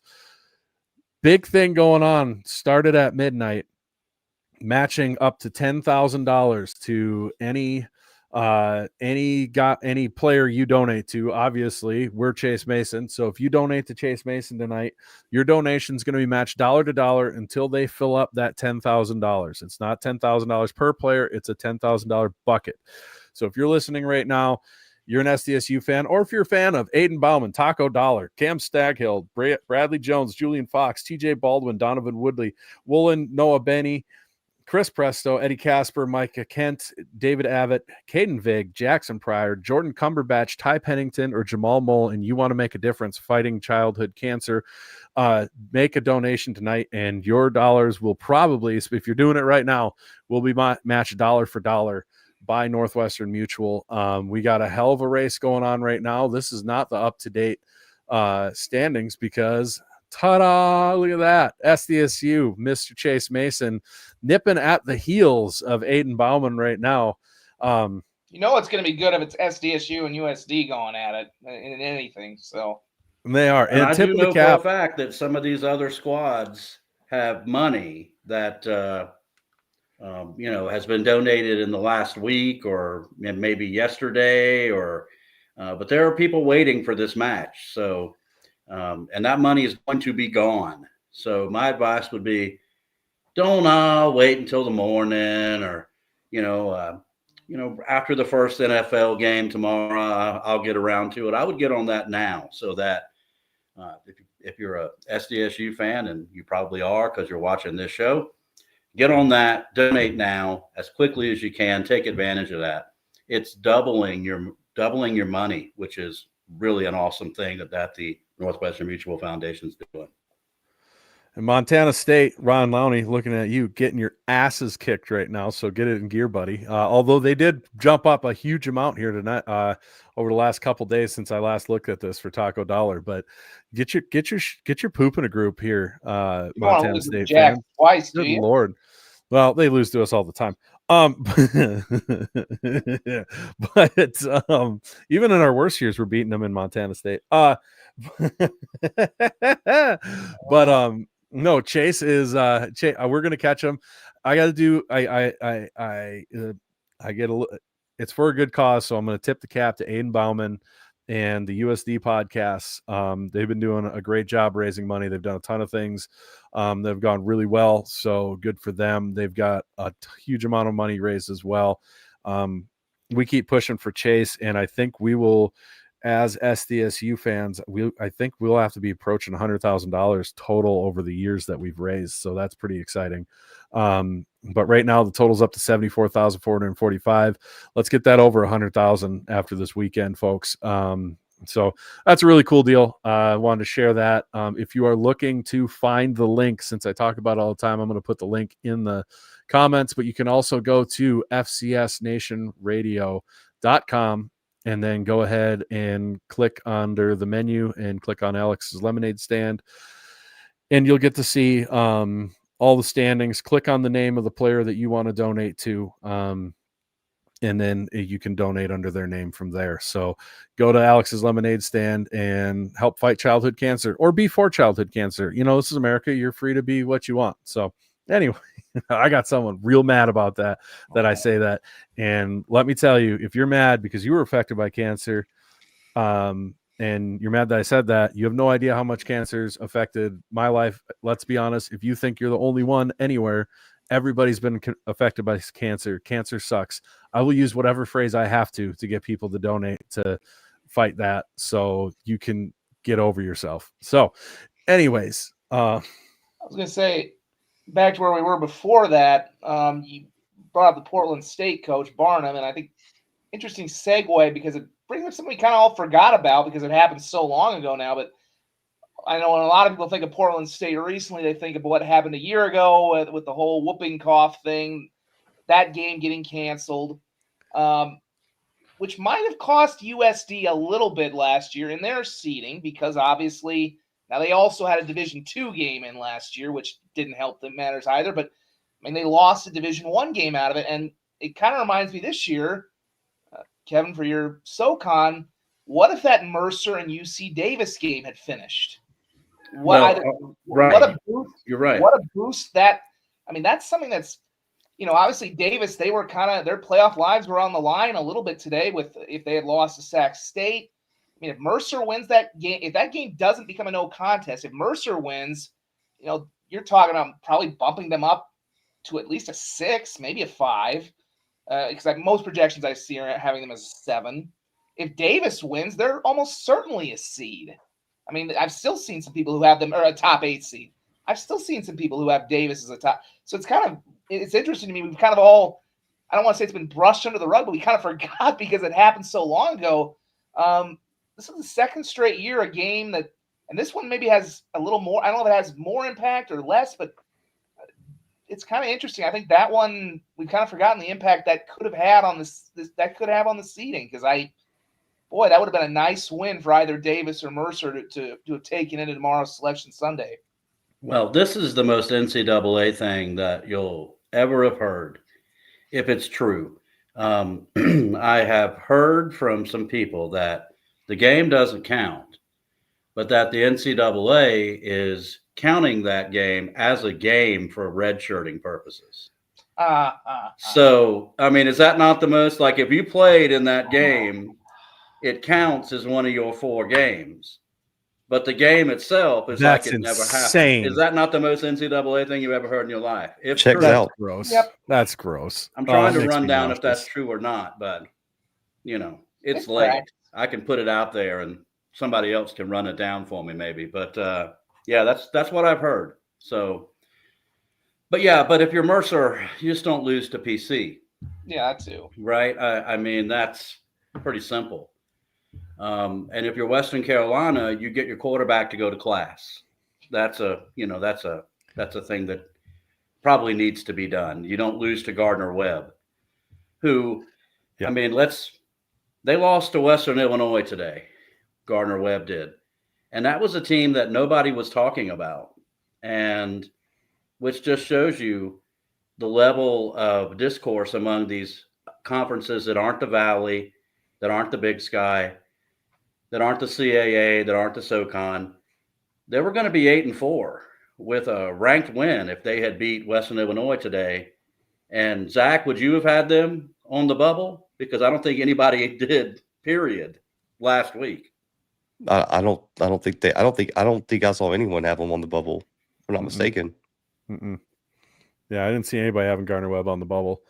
I can't believe they lost to Western Illinois like that. When that's in such a theory, bad loss. Playoffs are on the line, and you lose to Western. What was the last time Western Illinois and Murray State won a game on the same weekend? Well, I can tell you, I think I remember the last time they hurt someone's playoff chances by winning the last game of the season. I'm pretty familiar with that story. If I remember right. That was a monsoon ice storm, poopy day. It's I remember when that happened. That wasn't a good time. Oh God. So Labanowitz asked me last week if somebody gave me $1,000, would I take, and it wasn't my own money, would I take North Dakota State or the field? I think that's an interesting question for everybody here. I'm already on record saying if it's somebody else's money, I'm going to take the field. I don't know how y'all feel about it. If it's somebody else's money. I mean, obviously, when they came into Brookings and then put the hammer down, it was pretty easy to say at that point it was going to be North Dakota State. But and the other thing too was apparently Cole Payton came up limping today in their game against St. Thomas. So yes, now Nathan Hayes, I think they're pretty excited about him too. So I think it's not like I don't think there's going to be quite the drop off we've seen with SDSU because I think they're a little more confident in what they've got with him, and he's been in their system a little longer. But, I don't know. I think they've looked – ever since that SDSU game, they've not quite looked as dominant. Youngstown gave them a game. Obviously, UND gave them a game. So, but, they're going to have the number 1 seed. They should, in theory, have the easiest path there. But you never know. I mean, they could I think they were kind of getting glazed a little early on as well. This could be one of the best Bison teams of all time, and I think we've all kind of shifted. Like, okay, let's park the car on that one. But it would be I'm kind of with you on that, Kevin. If it's my own money, I'd probably take NDSU, but I wouldn't be shocked if they're going to get a scare somewhere in the quarterfinal or the semifinal. I think there's something. I mean, they don't get off to good starts in games. So the notable exception being in Brookings, ironically. They've gotten off to some sluggish starts. We'll see what the crowds are. They've gotten better crowds. Polisek really pounds the paint to try and get that place sold out. But we know there's apathy for playoff games there. Could an Abilene Christian, like we saw last year, Abilene Christian went in there and pushed them for a while. I don't know if Abilene Christian's going to be on that side of the bracket, but could somebody else do that? Maybe come in and catch them sleeping a little bit, or come in and catch that dome kind of, a little quiet or whatever.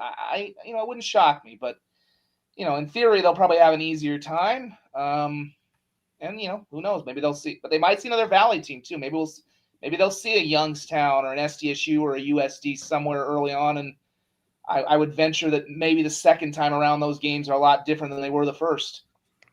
I mean, we're kind of familiar with that. This is a South Dakota State show, right? Where the second matchup is different than the first one.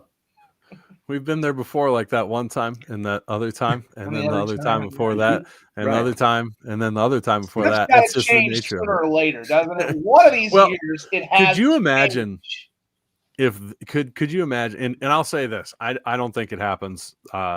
Specifically, SDSU beating NDSU in the playoffs this year for obvious reasons, but also on top of that, because I think something that Polisek does not get enough credit for is he is a phenomenal coach when it comes to a big game. I think he does he does a really, really good job of getting his team locked in, ready to go. Just from watching the marker games against Entz as the coach compared to Polisek, and granted, those were better SDSU teams, but these NDSU teams have been far more locked in, far more lathered up for those games, and I think he's an incredible coach for that. So on one hand, I would, your natural thought is you don't want to play him in Fargo, but I wouldn't want to play him in Frisk or in Nashville either, because he's going to have them locked, and I don't know if I want them to have that much prep time for my team. And it's interesting. I would take NDSU. It's interesting because people, I mean, it's easy to bag on Entz, who's not done a bad job this year at Fresno State, by the way, but like most of the players that are on this team are still Matt Entz's recruits. So it's not like the talent wasn't there. Obviously, those SDSU teams were super loaded, but it's not like we're really seeing Polasek doing this with mostly his recruits. He's mostly doing this with Matt Ince's players still. So, to that, I think, that kind of strengthens the point you just made. I still think so. To Kevin's point, like I do think this field has enough good teams in it where we could see a little bit of parity in some places, but even with someone else's money, I'm still probably putting it on NDSU. I just don't see how, like right now, I don't know outside of maybe Montana State, if they play up to their potential that we saw today, I don't see a team that I'm taking right now if I was picking 1v1 with NDSU. And I think a lot of it has to do with what Brendan said. It's they just never beat themselves. Like, especially that we haven't seen them really do that outside of maybe the USD game under Polasek, that last game of the season last year where they lost on the weird last play. But you just look at how they're always good on these like money downs, third down in the red zone, and they force a key turnover here, or Cole Payton makes a spectacular play with his legs outside the pocket. They just always find a way to win. I would still take NDSU because I do think they're the heavy favorite, but I do think as the overall playoff, I'd still think there's going to be a little bit more parity than maybe we're used to seeing in the first few rounds. Don't they have to have a game sometime where they put it on the ground 3 or 4 times, or somebody You would steps think- in front of a couple of? I mean, I just it's. They do I it in don't the know, regular- man. It's like rooting for the Yankees or the Cowboys, or the Patriots back in the day, right? I mean, I'm a natural lover of the underdog. I think everybody is for one way or another. I mean, but when you set yourself up for that, like, rooting for the Citadel on Saturdays and the Falcons on Sunday is like taking the pistol they issue you when you commission and blowing off your left pinky toe and then blowing off your right one because it felt really good the first time. All right. So I just think you're blowing stuff off to not feel anything after a point. I mean, but they have to have a bad game at some point. They have to run into somebody who does everything right. But it hasn't mattered. And that's what's been so impressive about what they've done with 19 different head coaches over the years. and I mean, like listening to our friends in Fargo last week talking about how everybody hates NDSU and nobody will vote for their guys. Oh, I don't hate NDSU, man. I admire the shit out of what they do. I mean, it's the gold standard. And unlike a lot of folks who cover FCS football, a lot of people who do this for a living have come into it after the Dakotas have been in it. I mean, I've seen them all, man, and like they just showed that App had their 2005 team reunion that won the national championship. I remember just about everything about that team, right? And so there's never been anything like this. We've had some teams that have had some runs, but Lord of mercy. And that's why it's so impressive what you all have done, dethroning them for the time that you did. Whether that time is over, well, we have playoffs for that, don't we? But they just don't help you. And you would think at some point in like 15 years, the ball wouldn't bounce their way. But at some time you have to say you make your own luck. And the ball bounces out and their guy is right there to pick it up. That's coaching, man. And they've had just a level of that has been unprecedented in the 45 years I can remember 1AA or FCS football. There's never been anything like it.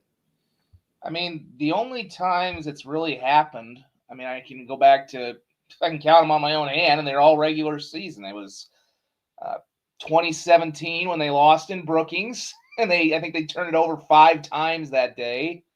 2021 they lose in Brookings, and they turn it over 3. To your point, they do have these games. It doesn't happen in the playoffs for them. 2023 they lose at home to USD in a stunner, and when they got down 21-24-3, I think.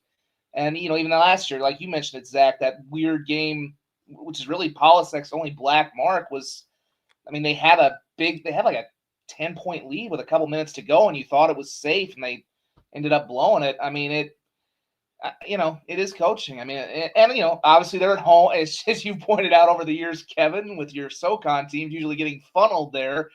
The Fargo Dome, whether it's 19,000 or whatever the attendance numbers now, that's just a tough place for people to go play. I remember James Madison a couple times. I mean, the one that really stuck out to me, because the only time they've really been drilled in the playoffs was, of course, the national title game SDSU won in 2022. But that semifinal before, Incarnate Word, this is for you, Zach. I mean, Cam Miller completed like one pass in that game. Yeah, 1 for 12 or something like that. And that was a very banged up NDSU team. They were not really healthy. And you speak about that game. What about you remember the controversial fumble call at the end of the game that went NDSU's way? I mean, in a place like that, they're going to probably get a call or two. But one pass, a one-dimensional team against I think it was Lindsey Scott, if I'm not mistaken. Right? Lindsey Scott. Lindsey Scott. I'm like, I think if it had been Incarnate Word and SDSU in that title game, that would have been a much tougher title. I still think SDSU probably wins. Yeah, they definitely do. To this day, I don't know how they won that game against Incarnate Word. That's still look at blows my mind. Look at the NDSU team, like you guys talk about. It was they have 4 losses coming into the playoffs a few years ago. That year they lost to UND early, and guys, they go to the playoffs. Montana State outplays them all game, and like their 5th string left tackle blocks an extra point to win that game, and they make a semifinal run and almost knock off Montana in Missoula to go to the national title. Like, that team had no business being there, and it's just like there was these little moments that just led up to them almost making a run to the national title. And it set the stage for what happened last year. I mean, speaking about our friends in Fargo, Stone Labanowitz may be an idiot, but that guy don't know him well enough to know that. All right, I do, and if I call him that, it's warranted. Like, that guy don't know him well enough, and I guarantee you, when he was playing, he knew how to pronounce his name. I damn guarantee you he knew how to pronounce Labanowitz when Stone was the quarterback for Southern Illinois. Well, he was the one who ended their long winning streak, I believe. It was during the they murdered him at they still don't want to count it. They still in Fargo they don't count the spring season. I know, but neither does Bobby Howe, but But that rant was the prime example of what happens when a media member doesn't set away their fandom when speaking on the radio. That thing made me want to throw up. Like, he is the worst. But I mean, that being said, let's have a 30-minute conversation about the Citadel. Go. Let's do it. Can I say this, Maurice? Listen, Drayton is one of my favorite coaches to talk to.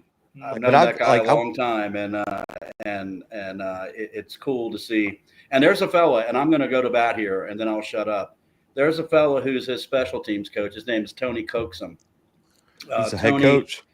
Tony, West Point grad, coached the DBs at West Point for a long time, former Army captain. He was on the staff with the Broncos in Super Bowl 50. He's got a Super Bowl ring. He started the program at Bluefield State in West Virginia. And they had a nice time there until the school didn't want to support the football team anymore. So he moved down there, and Coach Drayton hired him. He's been in Northern Colorado too.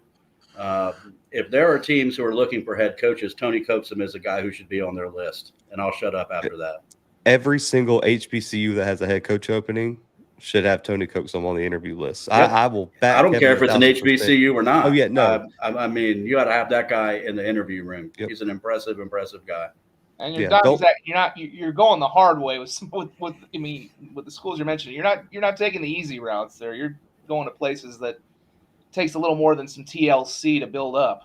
Well, if you saw what he was working with at Bluefield State, if you follow D2 HBCU football, Bluefield State is it was an impossible job. So don't let his head coaching record fool you. Like, the dude is one of the best coaches in the country. And you talk about how good the special teams for the Citadel has been. He's had the best punter in the country for like 2 years now, as well. So, but I mean, I am curious though this year, man, like looking at the first round, I kind of talked about this earlier.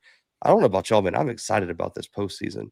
I feel like the first round and potential second round matchups we can get, like, they're going to be some insane games. And I know a lot of people just look at the first round as like, oh, it's all blowouts and this and that. And yeah, maybe Drake or Central Connecticut State might get blown out, but there are some like must see primetime television level matchups that we're going to get in the first 2 rounds this year.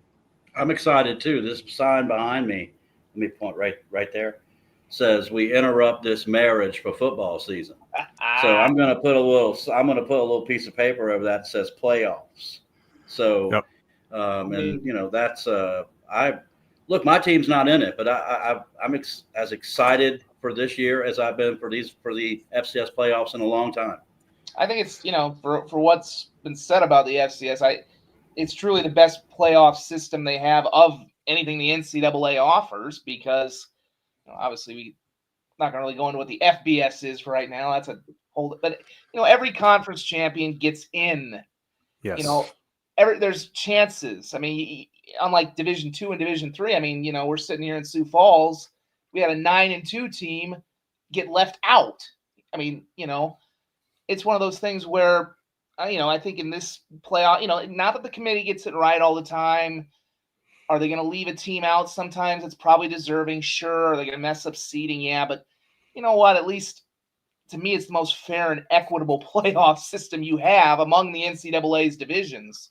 And this year it's interesting because it's a, all granted, although it's going to be the same top two seeds with NDSU and Montana State, there's a lot of breaks with the norms. We're seeing some some different teams rise up. We're seeing some teams that we'd seen previously be kind of high in the pecking order are having to start in this, are going to be playing on Thanksgiving. So I think there's, I don't know, maybe parity is the right word. I don't know if that's it, but it's definitely a different looking playoff. And even the fact they're seeding it 1 to 16, I think just adds a new element to it as well. So I'm definitely more intrigued for it. I think in the first round, perhaps more so than I've been in a long time. I mean, this first round, I think genuinely there are some interesting matchups that could get birthed out of this. Well, first round of the FCS playoffs is my favorite weekend of the year every year. I love it. And I'm going to be out by my mom's in Milwaukee for Thanksgiving this year. So I'm not going to be, this will be the first SDSU home game I've missed in a long time. Well, by the way, you're going to be a little bit warmer because the look of it, it's going to be 29 and it could be precipitation. Right. That's what I saw in the forecast. Those are my favorite games. God damn it. It's true. But you ain't no domer. No, I'm an outside football for lifer. But that being said, my crusade that I will die on the hill of is the Team A from the Big Sky or Missouri Valley would win the NEC. So who cares? I don't care. I don't give a shit. The NEC should have a team in because they won their conference. You should get in for winning your conference.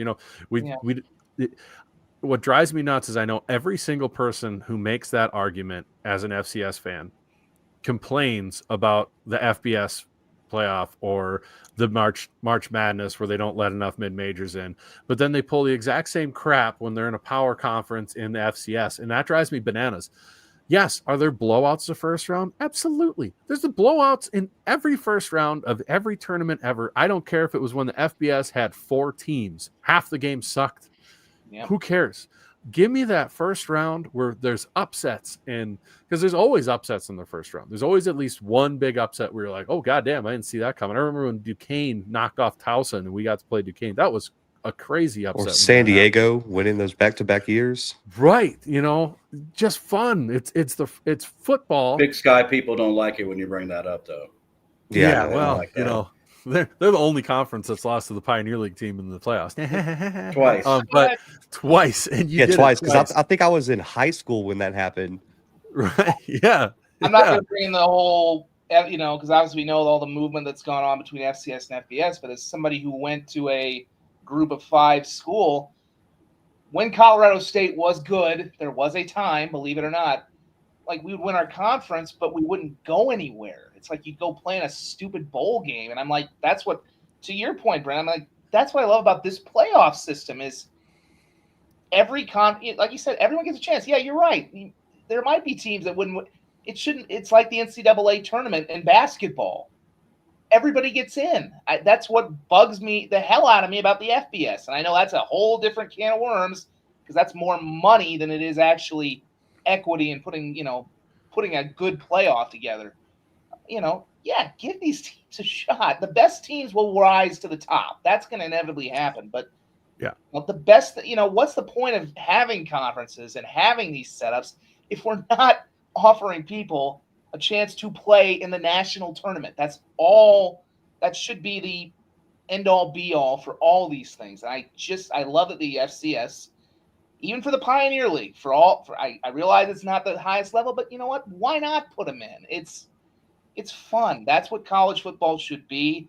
And as someone who saw some really good teams who could never go anywhere and could never play in a playoff because of politics and money, I'll take the FCS playoff format any day. What are these people saying up at the next level? Oh, we don't want an extra week of football? What are you, a communist? Right. You don't like more football? Right. What's the matter with you? Hell yeah. We want to see a 6-6 or a 7. We want to see a 7-4 or a 7-4 SEC or Big Ten team over a 10-1 Sun Belt team. I mean, come on.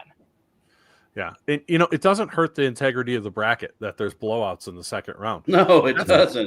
That's supposed to happen. The quarters. Yeah. There's sometimes it's just a really good team that gets hot. Like, because I hate hearing it. Like when Albany got to the semis and got blown out by SDSU.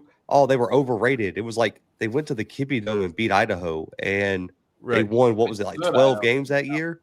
I don't think they were overrated. I just think SDSU was that good. And by the way, the travel schedule was hell in that week too. So what? Yeah, because they had to fly to Idaho, then go back to Albany, then back to South Dakota. Yeah. I mean, Michael Barker barely made it. All right. So I mean, if he calls me and says, "Man, I'm thinking about not going," there's some shit brewing. All right, because that guy went to. I'm not going to try to say the new name. That guy went to Barrow, Alaska for a game. Udovik. No, the Whalers. That's legendary, by the way. That was so cool. Yeah. God, but no, the first round, those blowouts, like you said, Zach, because the team gets blown out in the quarters, they never deserve to be there. What? That happens at every level. Every level. It happens in the NFL. Like, what are we talking about? That's the case. Why are we having the NCAA basketball tournament? Yeah, let's just vote on it, and then because it prints money. That's no fun. There's that. Yeah. And Zach, I know that you are plugged in with our HBCU friends. I am kind of as well, just because of my love for the South Carolina State Bulldogs. Always been a great admirer of that program. Orangeburg is 75 miles from my hometown of Charleston. You would have to be an idiot to ignore that program and what Willie Jeffries and then Buddy Pugh did. But it's the argument of, well, it doesn't make money. The FCS playoffs don't make money. And my question to that is, when did we start looking at our football programs as things to make money versus offering kids educational and athletic opportunities?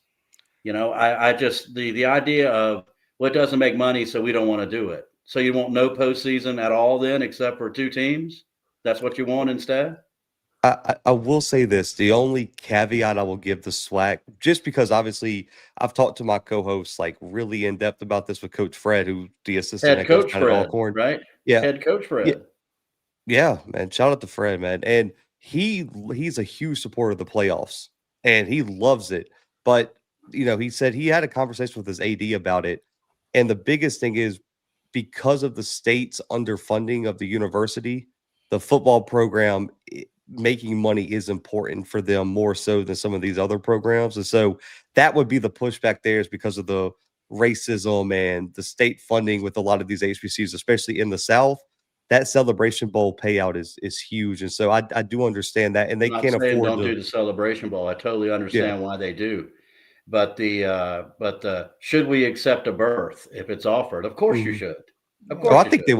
I think they always would. Now, the only ones that would push back are Southern and Grambling, because obviously they have the Bayou Classic next week, and that makes millions of dollars for both of those programs. So you can't pass that up. And then Bama State would probably actually be on the conversation for a bubble shot, but they got the Turkey Day Classic for maybe the last time this year. Now, Tuskegee pulled out moving forward next year because they want to go to the D2 playoffs. So if that happens and they move it to the Labor Day because of the new 12-game schedule, Bama State would actually be eligible for the playoffs next year for the first time ever. So They got that would a be hell of a something to quarterback watch. there too. I know he's Oh, hurt right now, but and if you Andrew haven't Body. seen Body play, he's very appropriately named because he will do that to your team if you're not careful. He will totally and completely body your football team. South Carolina State quarterback is really good too. You know, we talked about Brennan and I have talked about all the Ivy League places we'd love to visit, and I know that's not a realistic. Probably not. Speak for yourself, Zach. Speak for yourself. I got no desire to go to the Northeast, sir. None. I've got some desire to go to like see a Harvard stadium, just the stadiums. I just want to go to the Harvard Yale game one time and just see, especially at Harvard, like that would be a bucket list game. You know, there's some of those SWAC venues that and again, they're let me tell you, Borg. SWAC venues I would love to get a chance to see but again, obviously it's probably not realistic because of the non-conference schedules never lining up and travel this and that. But yeah, I mean, there's just when you retire, Borg, I'll give you a list because and me and Kevin can probably work on like I have a list of SWAC games you need to go to. The Soul Bowl in Jackson and in Alcorn. You got to go to each one when they're hosting it. The Bayou Classic. The bands and sometimes the football too, not to mention. Yeah. Good Lord. The Bayou Classic. The South Carolina State game last week against North Carolina Central. Who's the guy that's going to be on the playoff broadcast tomorrow? People make fun of him because he'll say things incorrectly. Well, that's pretty much whoever hosts it usually. Is it? I know what you're thinking of. But anyhow, he was doing the state Central game, and he said, "Where are the bands? This is a pivotal point in the game. There should be out. They should be in the stands supporting their team." And I'm like, dude, someone's going to murder you for saying that. You can't. What the hell is the matter with you? They're getting ready for their show behind the stands, dude, at the half. But I was just like I'm sitting there with my friends in Charleston, and we're watching that, and we all just kind of looked at each other and said, "Wow, this guy has no idea where he is, does he? None. No. No, I mean, yeah, there's some bucket list ones down there for sure. That I'd like that list of. But although to be fair, I don't know when I'm retiring, man, because making the journalist money. You just got to catch it. You just got to catch it on a bye week. Like you got to get a good bye weekend, and we'll fly you down here. I would love that, man. I'm excited for people's money, just like that $1,000, Zach. Yeah, that's exactly why I would, especially with somebody I didn't like. I would definitely put the $1,000 on the field and lose their money for them. I just keep it. That too. What was that from Tombstone? I just crawfish on the bet, and that's what I do. Oh, darling, that was a bust.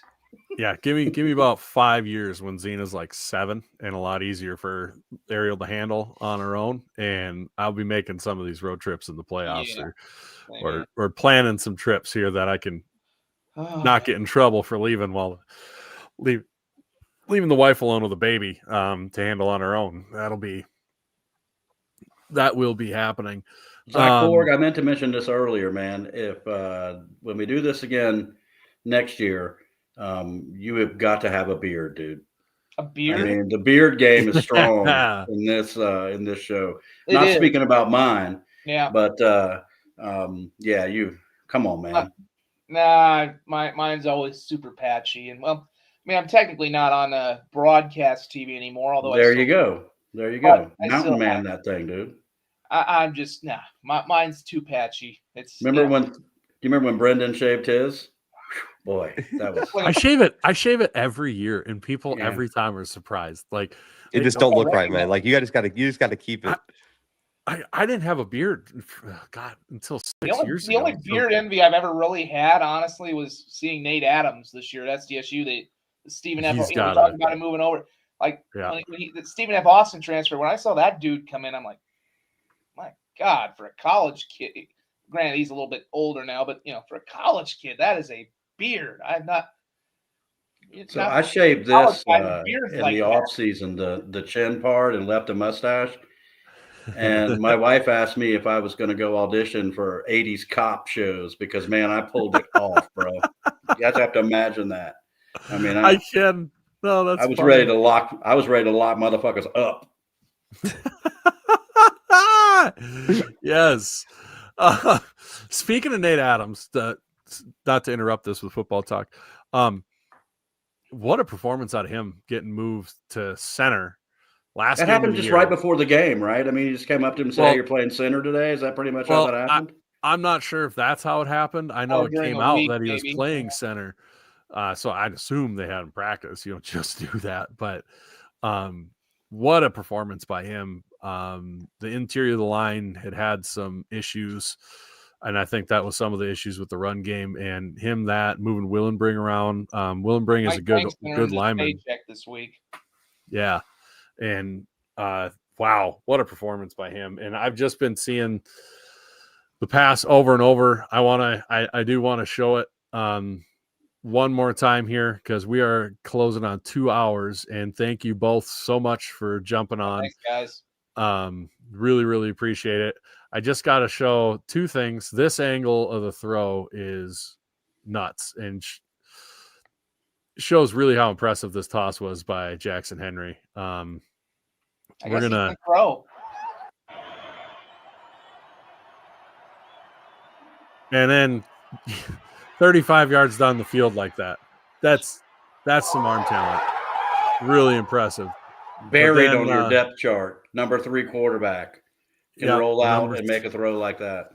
Number 3 quarterback. And the kid's got all the talent in the world, and excited for his future. Obviously, want Chase back, but I've got to do one more because our good buddy, friend of the show, Ryan Jensen, put out a whole bunch of them, and I've got to see where he put them. But he did some fun ones with music, and did the sound come through on that last video when I put it up? Heard it. All right, so good, because here is the one he put together here. 4 wides, 2 to either side. UND a 7-minute the line of scrimmage. All out blitz. Henry rolling out to the right. Pressure slings it down the right. I'm Tyler Marion call. Damn. As I said, I think Tyler stole left his body in the back. I don't blame him one bit after the last 4 weeks. So great work, Ryan. This is my favorite part when they go into the tunnel. That's my favorite part. It's like we're done here. See ya. That was perfect. I think how many. That's where Quentin Christensen was. Right. Right. Have there been that many walk-off wins in SD? I mean, obviously overtime hasn't been that much of a thing. You had the walk-off last year against USD at Dana J. They do it against Stone in Brookings. No, I don't think that wasn't a walk-off in the playoffs. No, that game ended with Stone trying to and one the guy, right. if you recall. Yeah, right.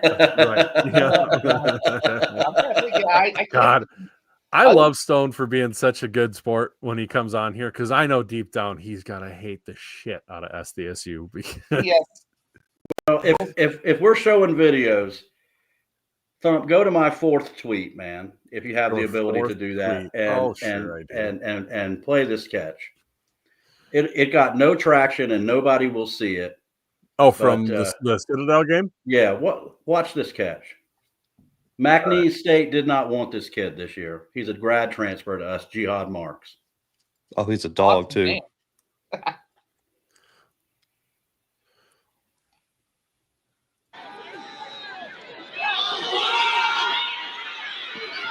Whoa! Whoa!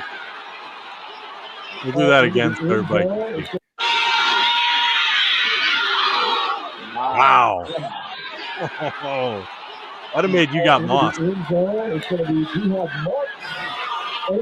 he takes a selfie, which Drayton hated, I know. But what can you do when a guy makes a catch like that? When you make that catch, you can do whatever the hell you should be able to do whatever the hell you want. Right. I mean, I'd be curious to see the up top angle because I think he might have got both feet in bounds. He did too. Oh my God. He wasn't good enough to play at McNeese this year. They won their 2nd game today. Well, Brendan, I almost want you to play the version I made of because even though I think UND is going to get in the playoffs, you should play the version I made of the catch. I'm just glad nobody put Titanic music to it. I mean, somebody asked for that. I saw actually, that in the somebody did do the Titanic music. Perfect. He also did one for me with "Hero" by Nickelback, which was my favorite. Your request. That was my favorite, but I never thought I'd like to hear anything that sounded like Nickelback, but that was a good video. yeah. But I can only think All of right. I can only think of the hockey season every time I think of UND. I did work there, so Speaking of All right. Jihad, though, like at Mark's at the Citadel, man, go back and watch that film from the VMI game. I was That on kid the sideline, man. Single-handedly Yeah, was I killing was. people. So I was walking away from there at the General last Saturday when Walford did everything they could to give us the football game, and my best friend asked me. He said, "So, how you feeling?" I said, "Well, man, I got way more experience feeling like this walking out of that stadium than I did after the VMI game. So, this is kind of normal." But yeah, guys, kid's a player. He will get some looks. I think there's not a doubt about that. Maybe he's a spring football league type guy. Hell yeah. All right, here it is, and then we'll let everybody have their parting remarks and go. But here's Zach Borg's version here. Henry. Blitz coming up the middle. Jack Henry will sling one to the end zone. That's wrong.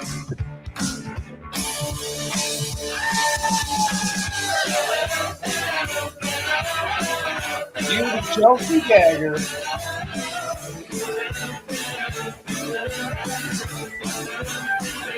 You're a hockey fan. If you know hockey and you're a hockey fan, you really got that last one pretty good. So I haven't was seen awesome. Ron Lowney comment for a while, but that song is still better than Moni Moni.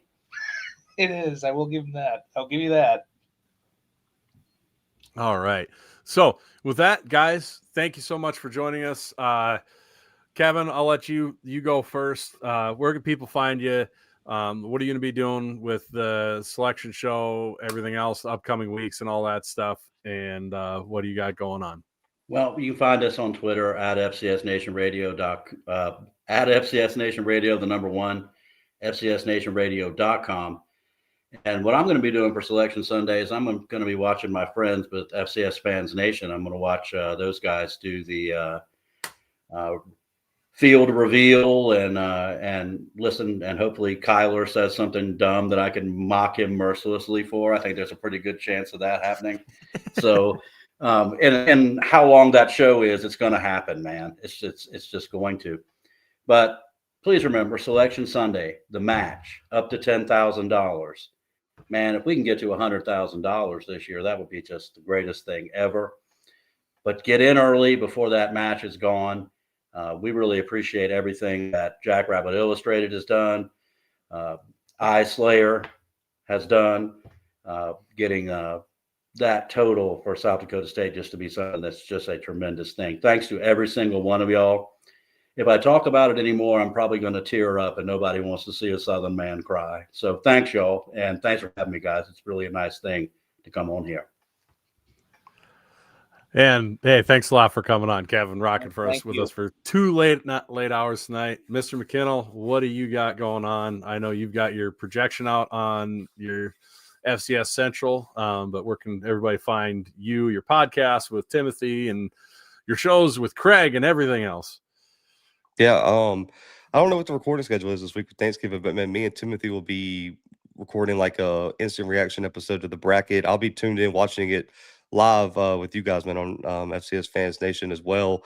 But with the website, obviously FCS Football Central, at Zach Mckinnel on social media, and at the _ Blue Bloods everywhere, and then the Blue Bloods on all podcasts and platforms. And man, again, like Kevin said with the donations to Alex Lemonade, man, I made a big push to get David Walker up last year, and the helmet you see behind me actually was the auction that Kevin did last year with the David Walker helmet, man. So make sure to support. And all Jacks fans, man, the next 5 Jacks fans that DM me, if you will donate to Chase Mason, man, I will match your donation as well. So we'll like triple match that, I guess, would be, since they're also matching. So I just wanted to give a shout out to Kevin, man. I think that's one of the coolest things in the FCS space that's being done right now, man. So shout out to you, Kevin, and everyone that you work with on that. And guys, I appreciate y'all having me on y'all show tonight.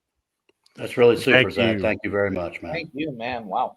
And they're coming for you too, because we get the D-Gens stay up late for this show, man. They do. I was in the friggin' woods and they were still watching this goddamn thing. That's right. I was watching that one. I did not see you fall asleep though, because I was there already for the asleep fall because asleep I was one. in the little country. So I I did should've some fallen low asleep. down things in the low country. I did have the cops come by because they were wondering who the hell was in a car outside a random store at night. So didn't fall asleep, but I did get the county sheriff to come by. So That's why Brendan actually invited us. He needed some Southern flavor to the show to keep you awake this time. It got too Midwesterny in here. Is there video of the sheriff knocking on your window? No. Damn. Unfortunately, no. Damn. This may not have been the best SDSU season of all time, but man, there's been some eventful stuff happening in this year's season. It has been a ton of fun. Kevin, Zach, thank you so much for hanging with us for officially 2 hours now. You guys are the best. Can we do it? Can we do it? Can we do the thing? Can we do the thing? We will. Just first, everybody who's watching, listening, joined us, you absolute lunatics at 1:30 in the morning. God bless each and every one of you. We appreciate it so much. Thank you. Go follow Zach. Go follow Kevin. Listen to their podcast. Listen to the FCS Nation Radio on your local radio station, or pick up the podcast version. We appreciate all of you. Like, subscribe, share it with your friends, but we really appreciate each and every one of you who listen now, or if you're listening tomorrow, Saturday after the pod, or Sunday after the selection show, whenever. We'll be back next week. We didn't know if we were going to be back next week. We will be back next week. So that's exciting. I'll have a different backdrop because I'll be at my mom's place. But other than that, thank you so much, everybody. And we'll end it the way we usually do with a go big, go blue, go Jacks. Go Dogs. Peace. There we go. And we're going to end this way because it's funny.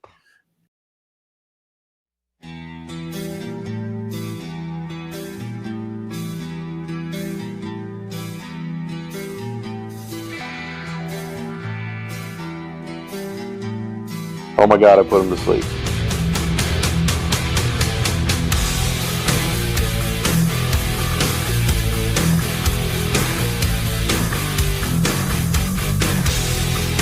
Oh, we got it. I fell We got a asleep. gag going. He's just so boring. What a time to be alive.